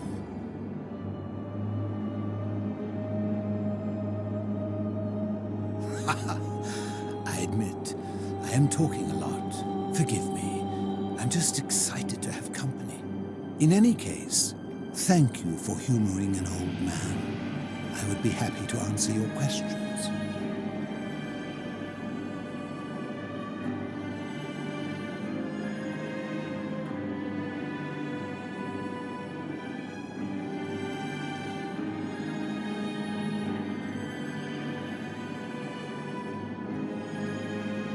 You mean, how did I end up living alone in this cave with nothing but these relics of the past for company? It's a long story. I was a quarrelsome young man. At 19, I left Corinth for Rome to study rhetoric at one of her finest academies, so I could argue more forcefully. Back then, I used to enjoy verbally sparring with everyone I could, and I was good. One night, I found myself in a tavern in an argument with a drunk mercenary. It became heated, he drew a gladius, and I won the argument, but lost my life. I woke up on the banks of the Styx at a campfire opposite Karen. Of course, I tried to persuade her to let me return, but even with all my skill, I failed. I settled in, made friends, and learned what I could, quickly realizing our little community faced certain death under the Golden Rule. So I began looking for a place to hide underground. Fortunately, I found this place waiting for me. You see, I was not the first to take refuge here. I returned to my friends above, persuaded them to join me, and 12 of us descended for the last time to live out our days hidden from Hades' tyranny.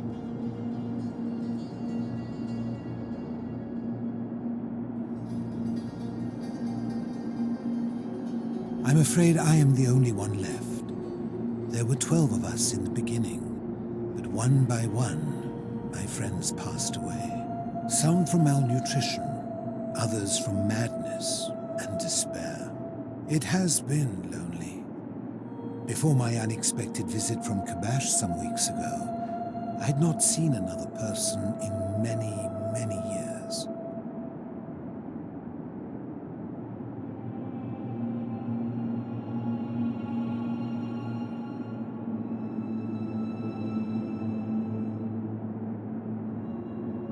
They are one and the same. The Romans call him Pluto, but long before that, my people called him Hades.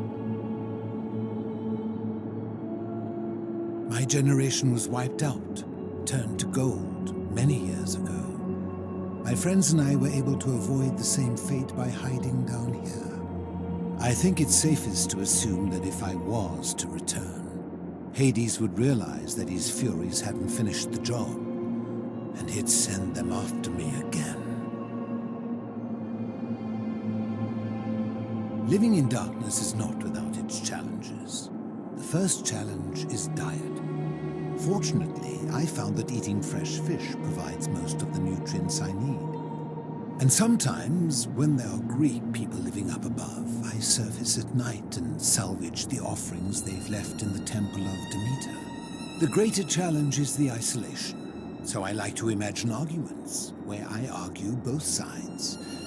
But, like so many things in life, arguments are better with a partner. I fear that if you were to utter my name in the city, even by mistake, that Hades would hear you and know I am still alive. As you wish. Ha! If I did, would I be living like this? Did we not discuss it at length already? Oh, I see. You're toying with me. Ha! You seek the plaque bearing the Egyptian inscription. It is a cursed object, and I would be happy to give it to you if Kabash had not already taken it. I will tell you, but you may find him hostile. To prepare for your encounter, there are certain things you must know.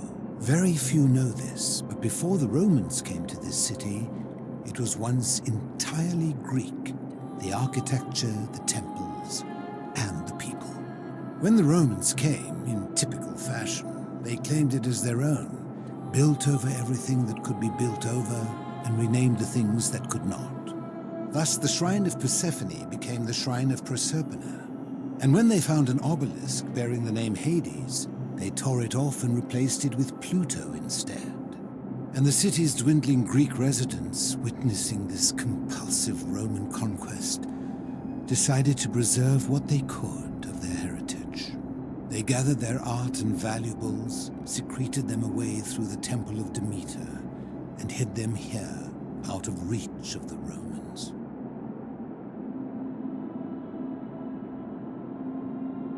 However, there was one thing that always seemed out of place to me, and it is the very thing you seek. An even older plaque bearing an Egyptian inscription.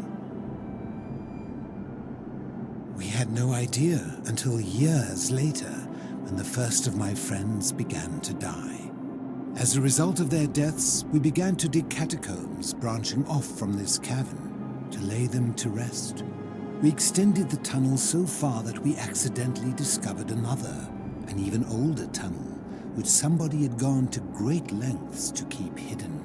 Suddenly it made sense why there was an out-of-place Egyptian plaque among our people's possessions. You see, we proud Greeks had thought the Romans beasts for stealing and corrupting our heritage. But it turns out this game has been going on much longer than any of us imagined. I think it is best you head through the catacombs and follow Kabash's trail. There are certain things you must see for yourself. Take this key. You'll need it to open the gate.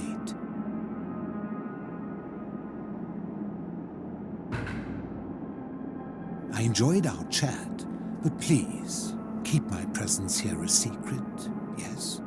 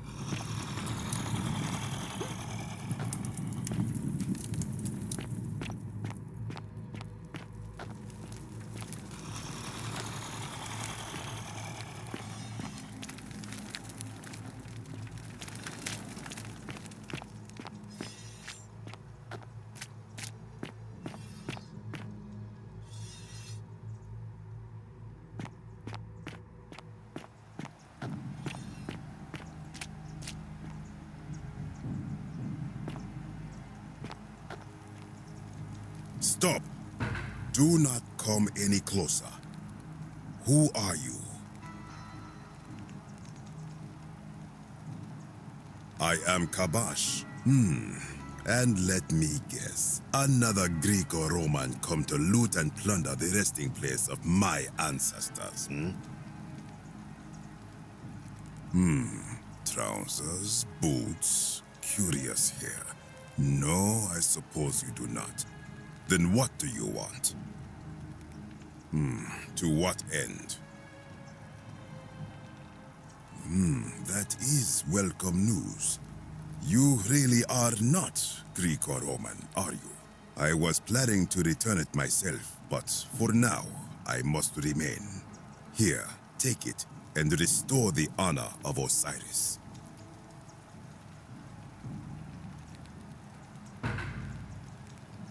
Now, as for the other plaque. Indeed, I have it right here. I stumbled across a collection of dusty curiosities while searching for a place to hide from the hungry children of Amit, and there it was. You may not. In fact, I am about to destroy it. Because it speaks a treacherous, blasphemous lie.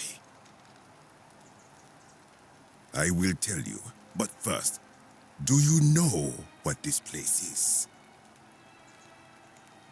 It has a name, and that is the Duat. See what has become of it.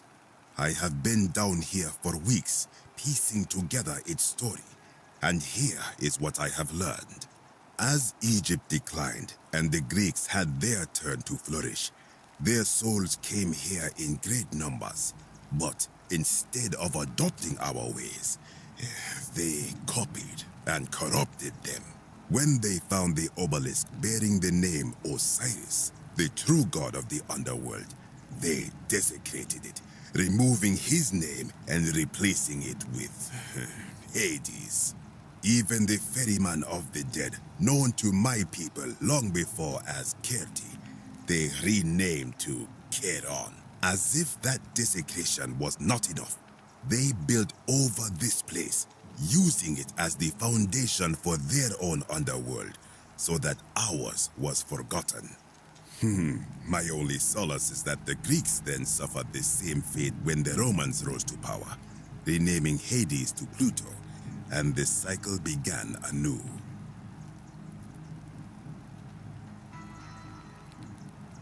I am glad to hear it, which brings me to this other, fourth plaque.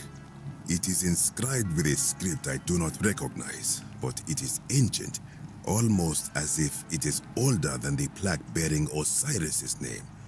But if that is so, it would imply the gods of Egypt are mere imitations too, copied and corrupted from an ancient people who prospered even before us, and that my people did to them what the Greeks and Romans did to us.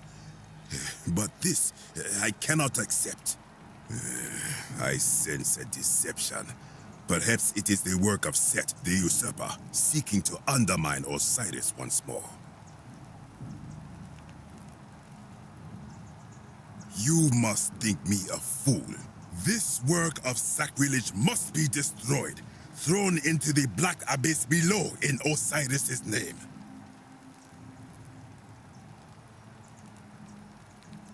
You are too late. It is done.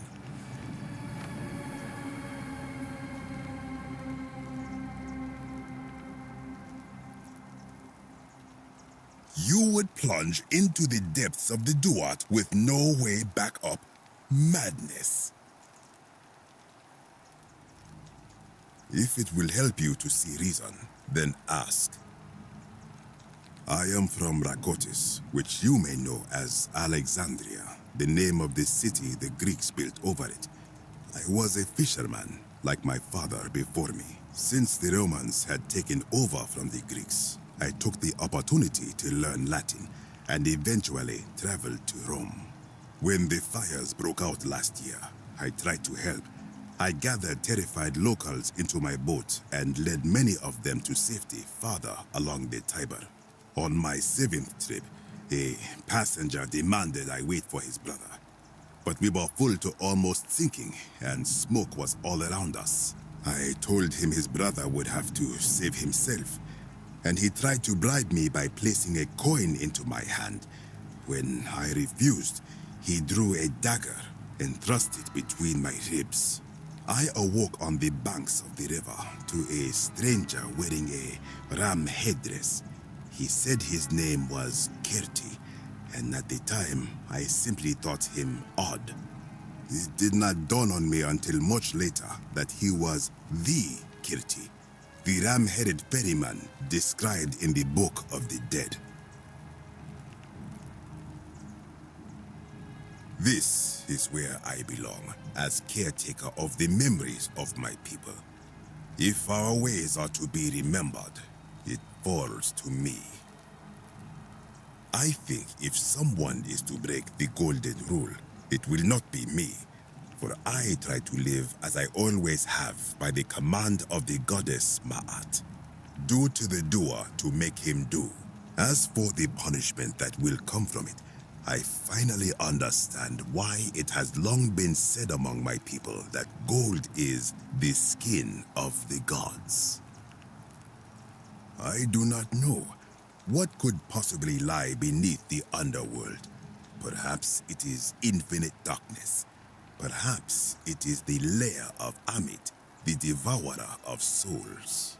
All I know is, it would be unwise to venture down there. Most unwise. Good. Be gone from this place. Wait. You are planning to go down there. I see it in your eyes.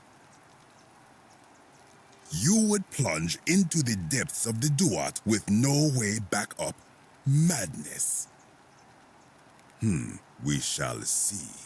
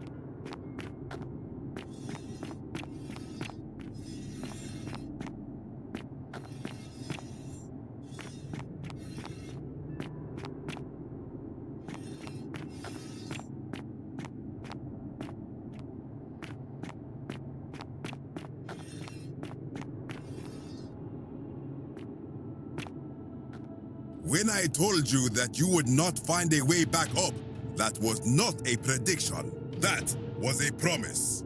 You will die here.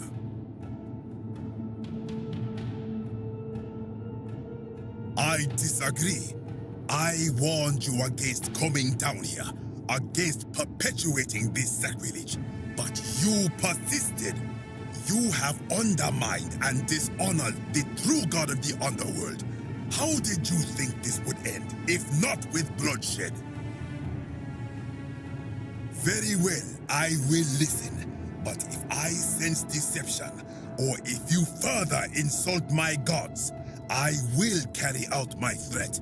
So tell me, why should I let you live after you salvaged this instrument of blasphemy?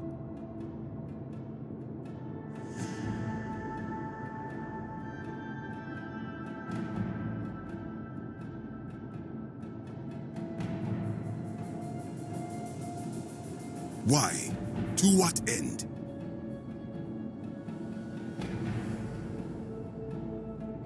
But why?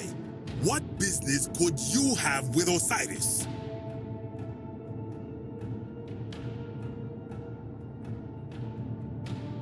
Blasphemous fool!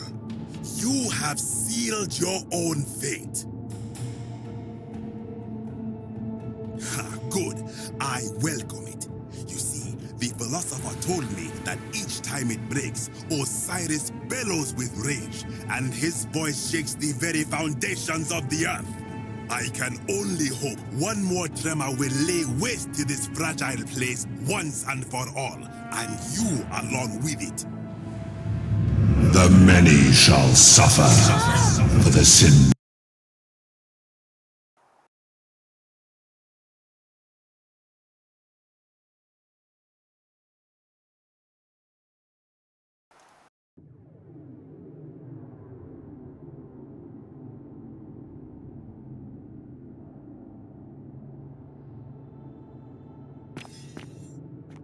When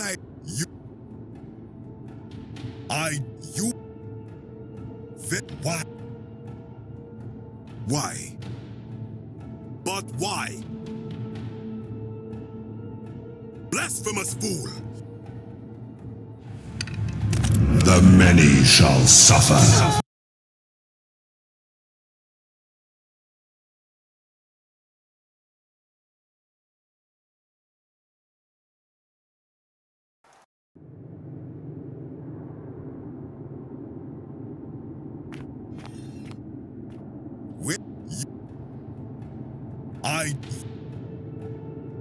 Very well. What? Then you admit it. You wish to destroy the sacred beliefs of my people. I will not allow this. Many of my ancestors endured great hardship to live good lives, so that we may descend to the Duat in death and be judged accordingly. And yet, I arrive here to find the Book of the Dead contained only a seed of truth. And now I ask myself, did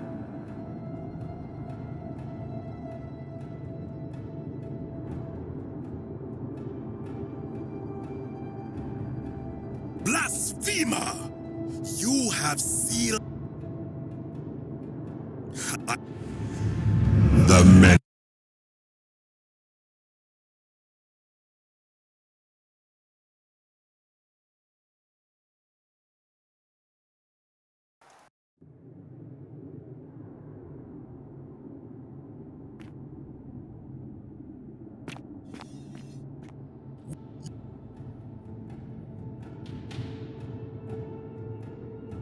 I disagree.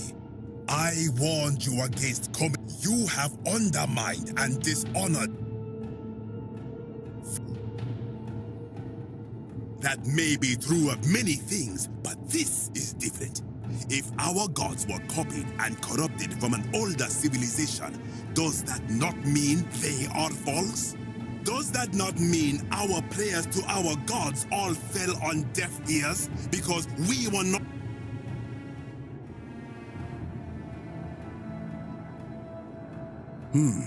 Now that I think about it, my people would sometimes call Osiris the god of many names. Perhaps it is so. But the underworld of my people is so different to this one, and so unlike the way it was described by our priests. Many of my ancestors endured great hardship to live good lives, so that we may descend to the Duat in death and be judged accordingly. We prepare to have our hearts weighed on Anubis' scales and to swear ourselves innocent of sin before the 42 assessors of Ma'at. And yet, I arrive here to find the Book of the Dead contained only a seed of truth. And now I ask myself, did our priests... I am not sure I follow. Speak plainly.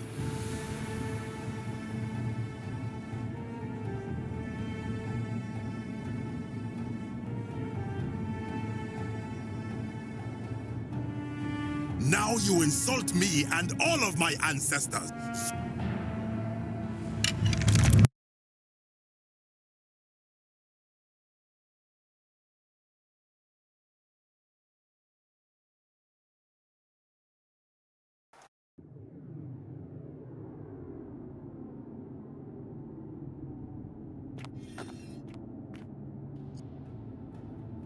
I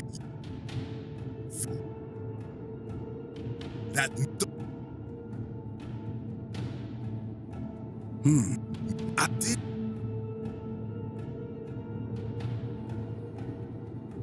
I am not. Perhaps there is some truth in that. What is your point? You are persuasive. Very well. I will let you live, and you may do what you will with that plaque. I will remain here for a while and attempt to learn what I can about the foundations of my people's beliefs. Go.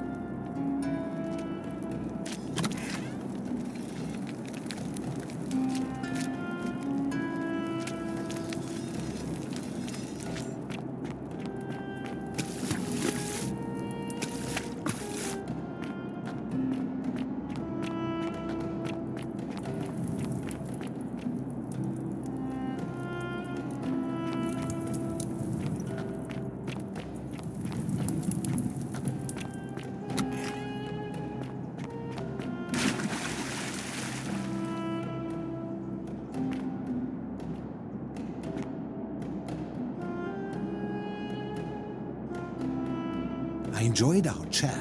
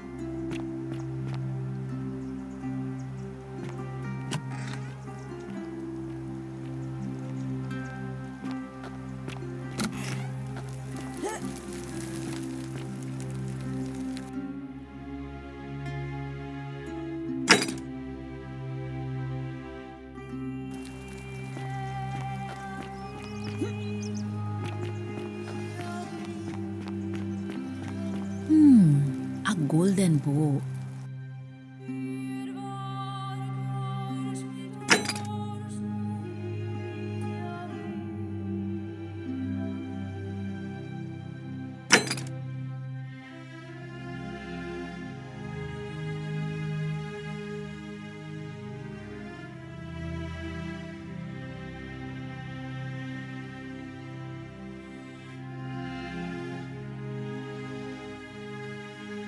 Just like Apollo and Diana's.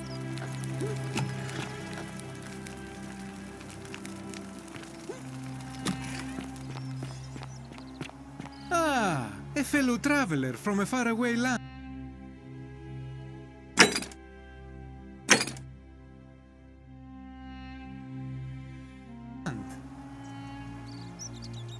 Great.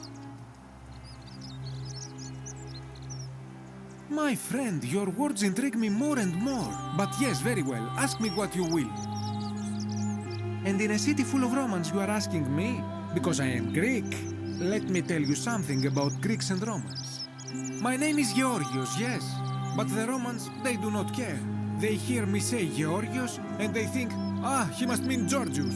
Good Roman name. They do this all the time. They see us worshipping Zeus, they copy us, but call him Jupiter.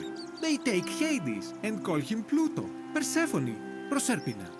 I am flattered that they copy our ideas, but why must they change the names? Do they want credit for making it all up? Do they want to forget where it came from? At first, I pull my hair out.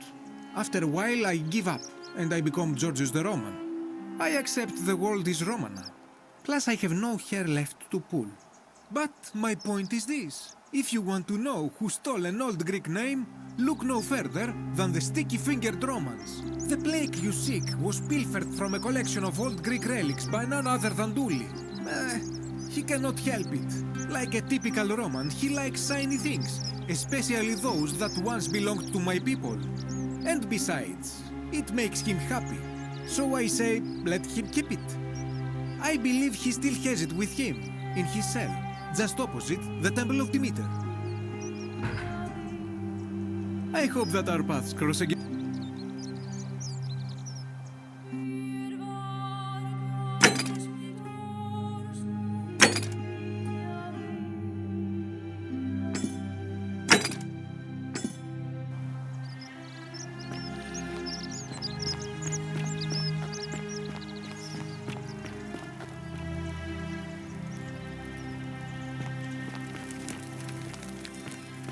Hello?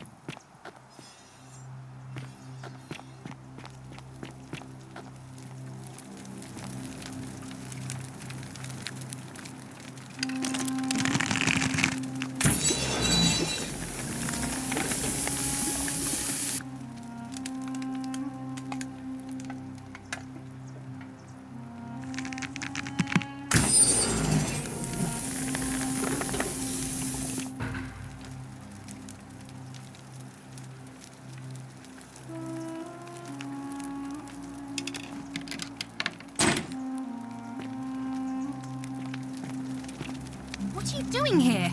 Please leave. I said please leave. You're trespassing.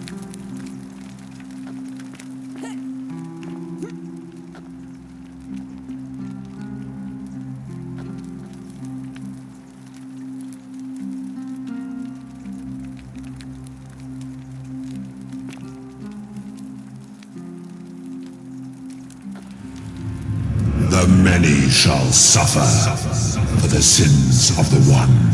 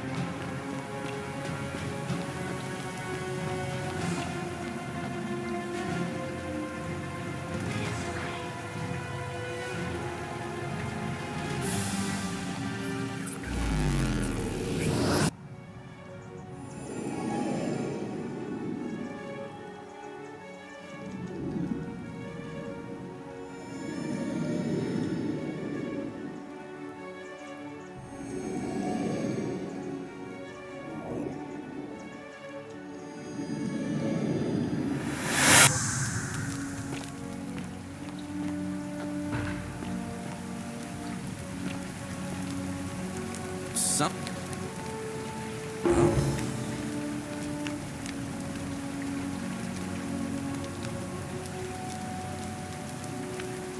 All right, let me see. Stop Fabia going in, but send the new arrival to the empty shrine. Understood. Yulia? Oh no. I'll go.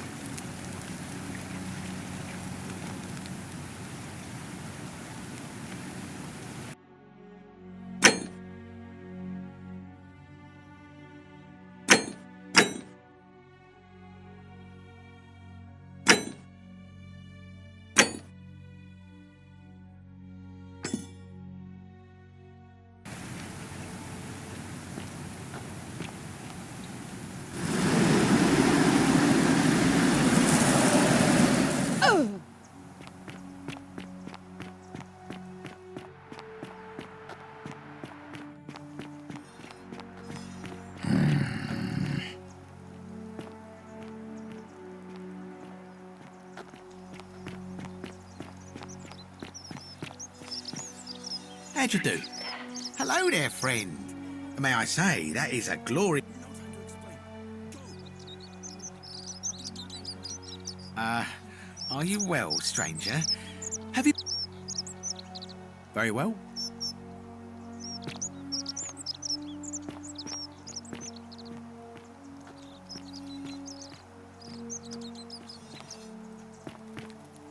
Hey, Virgil, how much would you want to make me a bow? For the last time, Dacius, I'm not making you a bow. But why? You know why. But how am I going to defend myself against someone else with a weapon? There are no other weapons in the city. We all went along with the magistrate's weapons ban, so it wouldn't be an issue. That's why I've got to get in first before someone else beats me to it.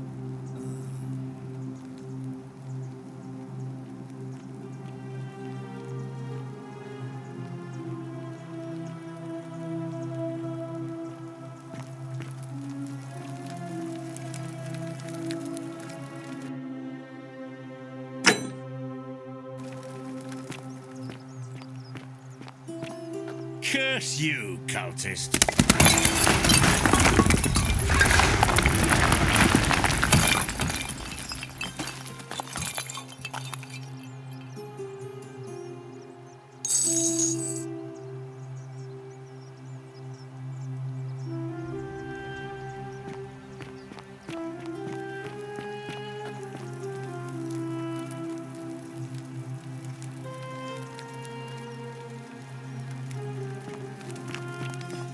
Hello? Hello? Do you like it? It's shiny, innit? It makes me happy just looking at it. But if I gave it to you, then I wouldn't have it anymore, and I'd be sad.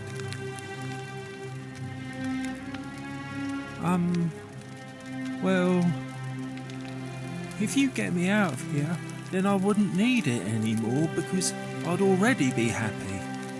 Then you could have it, and you'd be happy too. Galerius already tried that. He said the magistrate wouldn't listen, no matter what. Like, Galerius?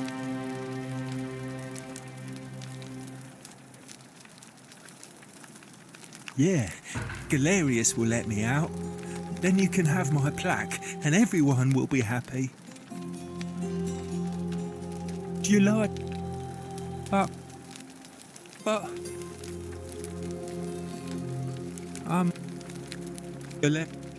Like...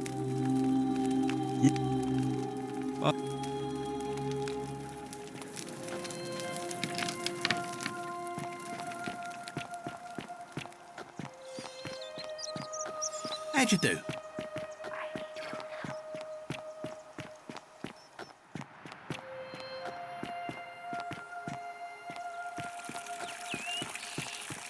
Fear is proof of a degenerate mind.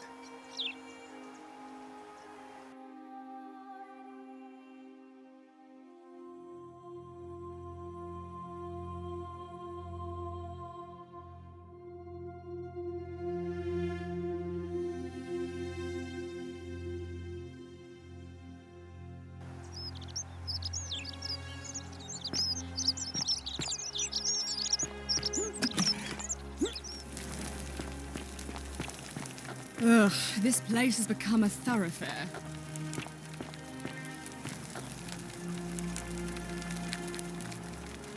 We're finally... We have... Seems...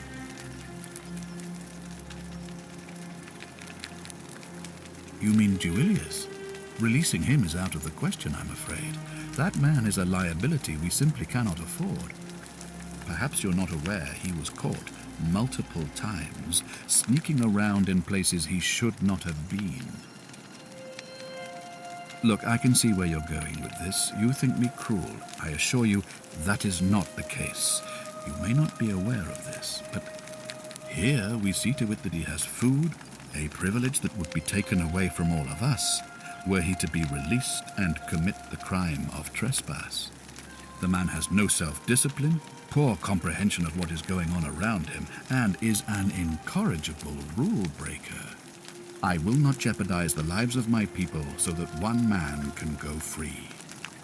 Now, was there something else? Sextus? My men and I...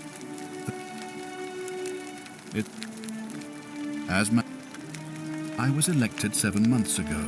Uncontested. Very. Ask. Good.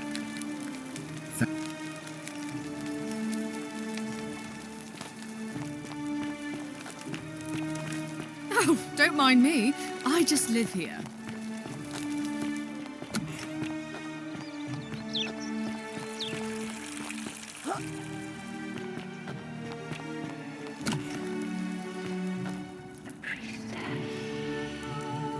And you.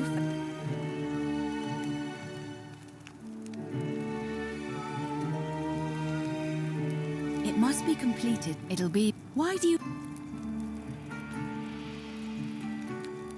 I like the idea, but I know Galerius well, and it was only yesterday that he said to me he'd only ever run if it was absolutely necessary to make sure Sentius wasn't re-elected. So, I suppose if you'd like to see Galerius elected Magistraate, you can.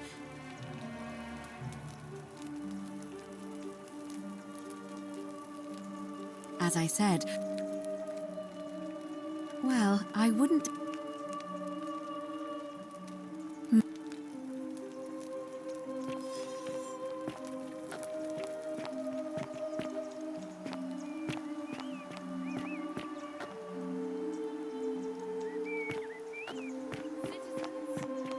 It is time. Let us meet to elect our magistrate.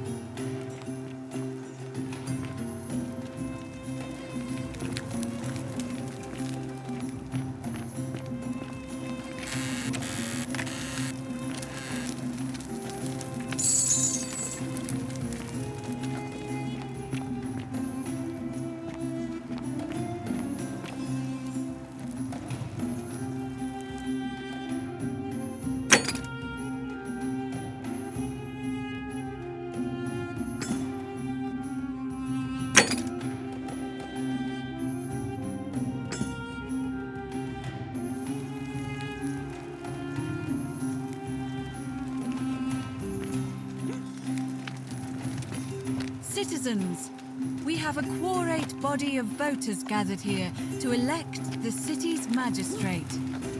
The candidates are Sextus Sentius Imperiosus and Marcus Malleolus Gurges. As agreed, we shall dispense with ballots and candidates will abstain from voting. Let's make this quick. As I say your name, call your vote. I'll start with you, Horatius. Sentius, of course. Georgius. Sentius. Dacius. Malleolus. Galerius. I abstain. I'm just here to observe. Virgil. Malleolus. Rufius. Malleolus. And finally, Domitius. Malleolus. Who else? Citizens, you have made your decision. Your new magistrate is Marcus Malleolus Gurges. Hail, Magistrate Malleolus. I said, hail, Magistrate Malleolus. That's more like it. Thank you. Thank you. I am delighted and deeply honored to have been elected your magistrate. And now, I make this solemn promise to you, good citizens. Under my leadership, you will finally enjoy the freedom you deserve. No more shall you walk on eggshells, fearing simply to live and breathe, because the tyrant Sentius told you it was forbidden. For my first act as magistrate, I hereby announce a day of celebration to mark the end of an era. The myth of the Golden Rule is no more. The Golden Rule is real, you idiot. For his attempt to deceive us all, Sentius is hereby found guilty of treason against the Empire. What? I have committed no crimes. This is madness. His sentence: to fight for his life in gladiatorial combat against Domitius, here and now for your entertainment. You have no idea what you're doing. You're going to get us all killed. Wait, I exercise my right as a Vestal priestess to pardon him. I will not allow you to do this.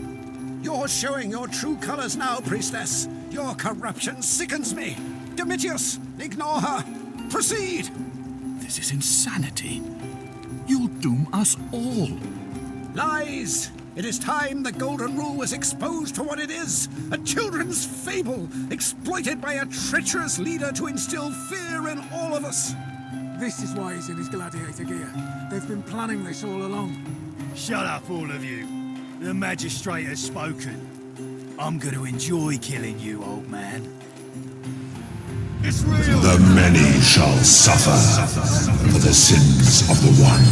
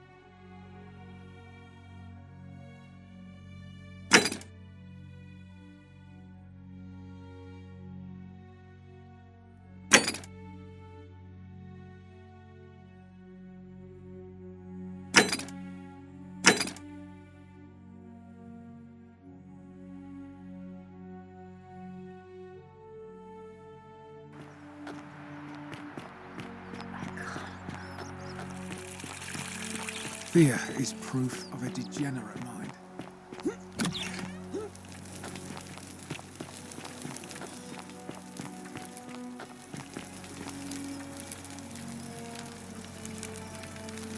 We're fine.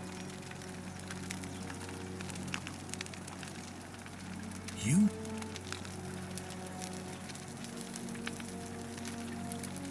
Well, it seems you've now.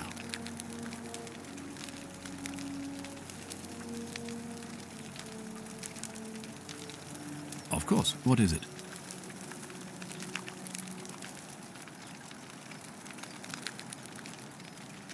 Well, if you stopped one person from breaking it and you're still here, then there must... The crux of it is this. If you do anything to change the course of history in such a way that your very being here is impossible, you will have created a paradox. To illustrate, when the Golden Rule is broken, I will open the doorway that will bring you here to prevent it from being broken. If you manage to succeed in saving our lives, then I will have no reason to open the doorway, and you will never have come here. The same thing would happen if I... So... Excellent. So, it looks like you'll have to continue your... Of course. Yeah.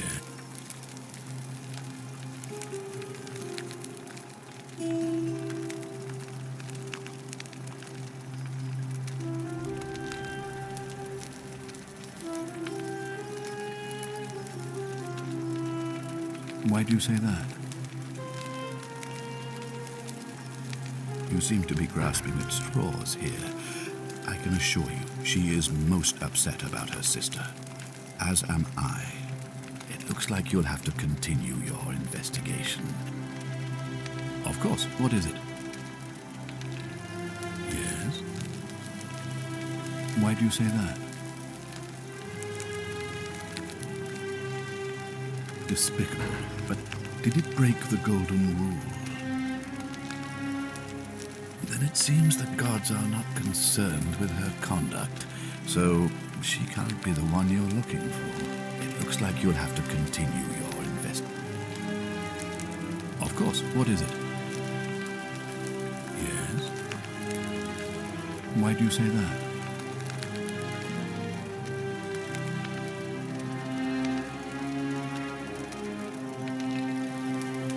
When you say he asked for help, you're not thinking of helping him, are you? Good. But still, he's been trying to enlist help. Thank you for bringing this to my attention. But before we proceed, I must ask, are you sure he's the one? Well then, in that case, as much as it pains me to do so, I must act decisively to ensure the survival of my people. As magistrate, I hereby declare him an enemy of Rome and authorize his execution by your hand, forthwith.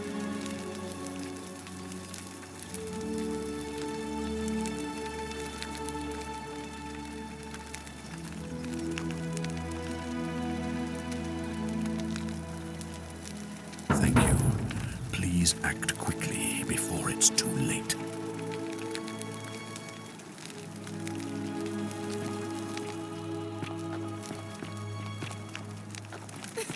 Whatever are you wearing?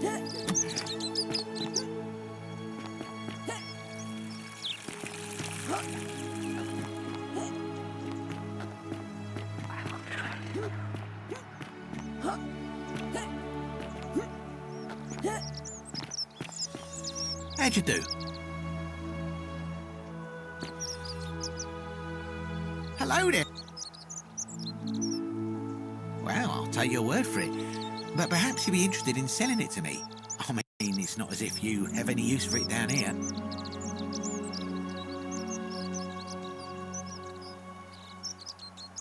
Now you're talking, I'm interested. How about 100 denarii?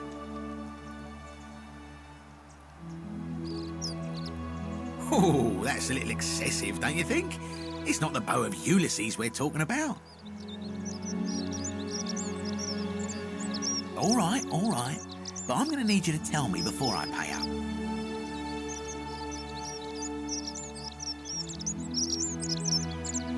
Well, how do I know I can trust you?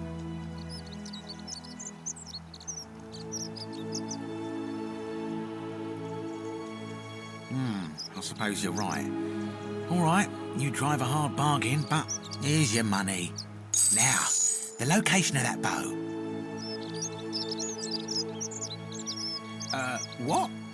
But I already knew that, you imbecile. Everyone knows that. I can't take that golden bow because stealing from the goddess in her own shrine would break the golden rule. You promised to tell me where I could get one of my own. What is this? Some kind of joke? I don't believe this is happening. Don't even talk to me.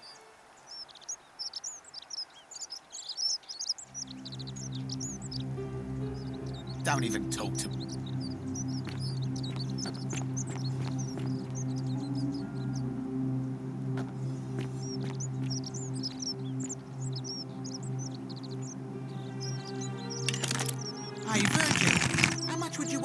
me a bow? For the last time, Dacis, I'm not making you a bow.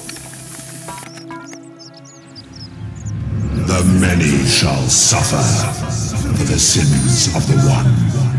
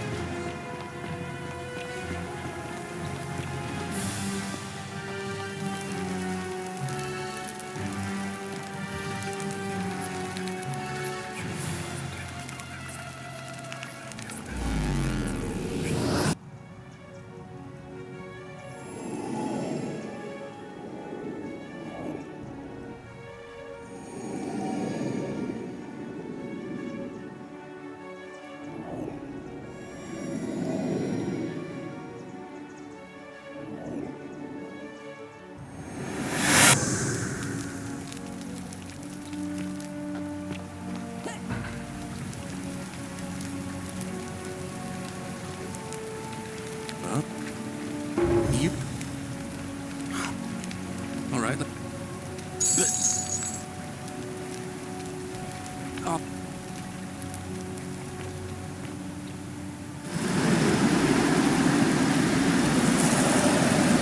Oh!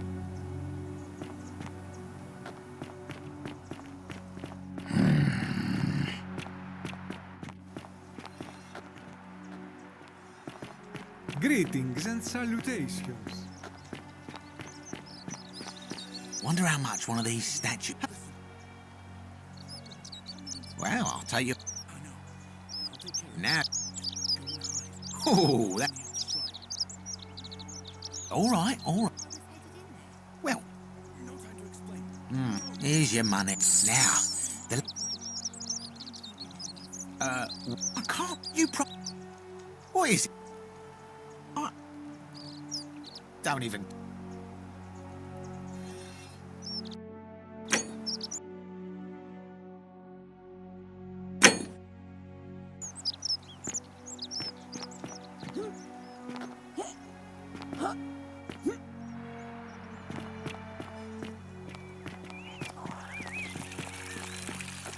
On your best behavior, I trust?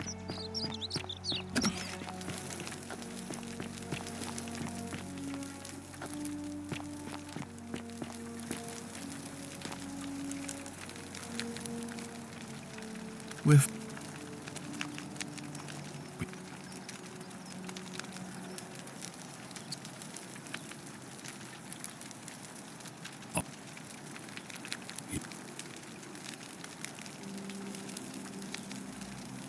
Why do you say that? So I'm told. This is truly atrocious behavior, which undermines the very foundation. Thank you for bringing this to my attention. But before we proceed, I must ask, are you sure he's the one? Well, as magistrate, it looks like... Of course. Yeah. Why do... Thank... Well, as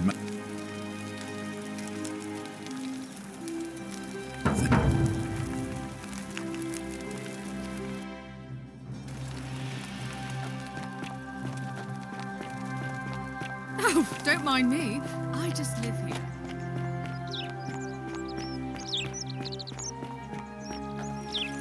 On your best behavior, I trust?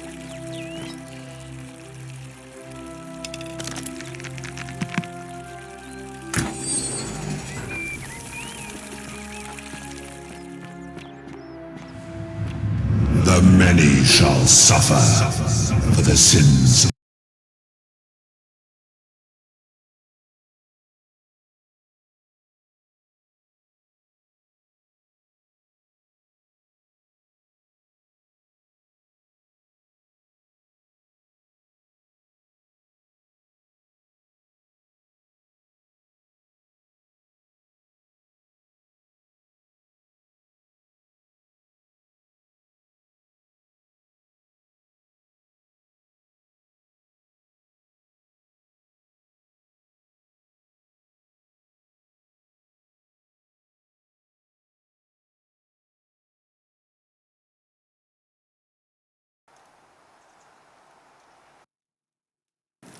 Thank you for bringing this to my attention. But before we proceed, I must ask, are you sure he's the one?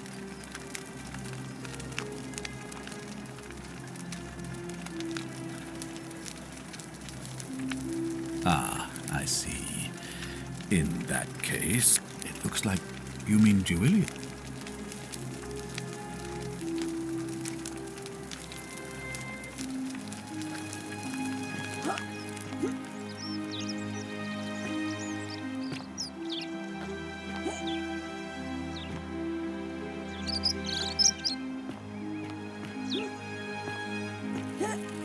On your best behavior, I trust?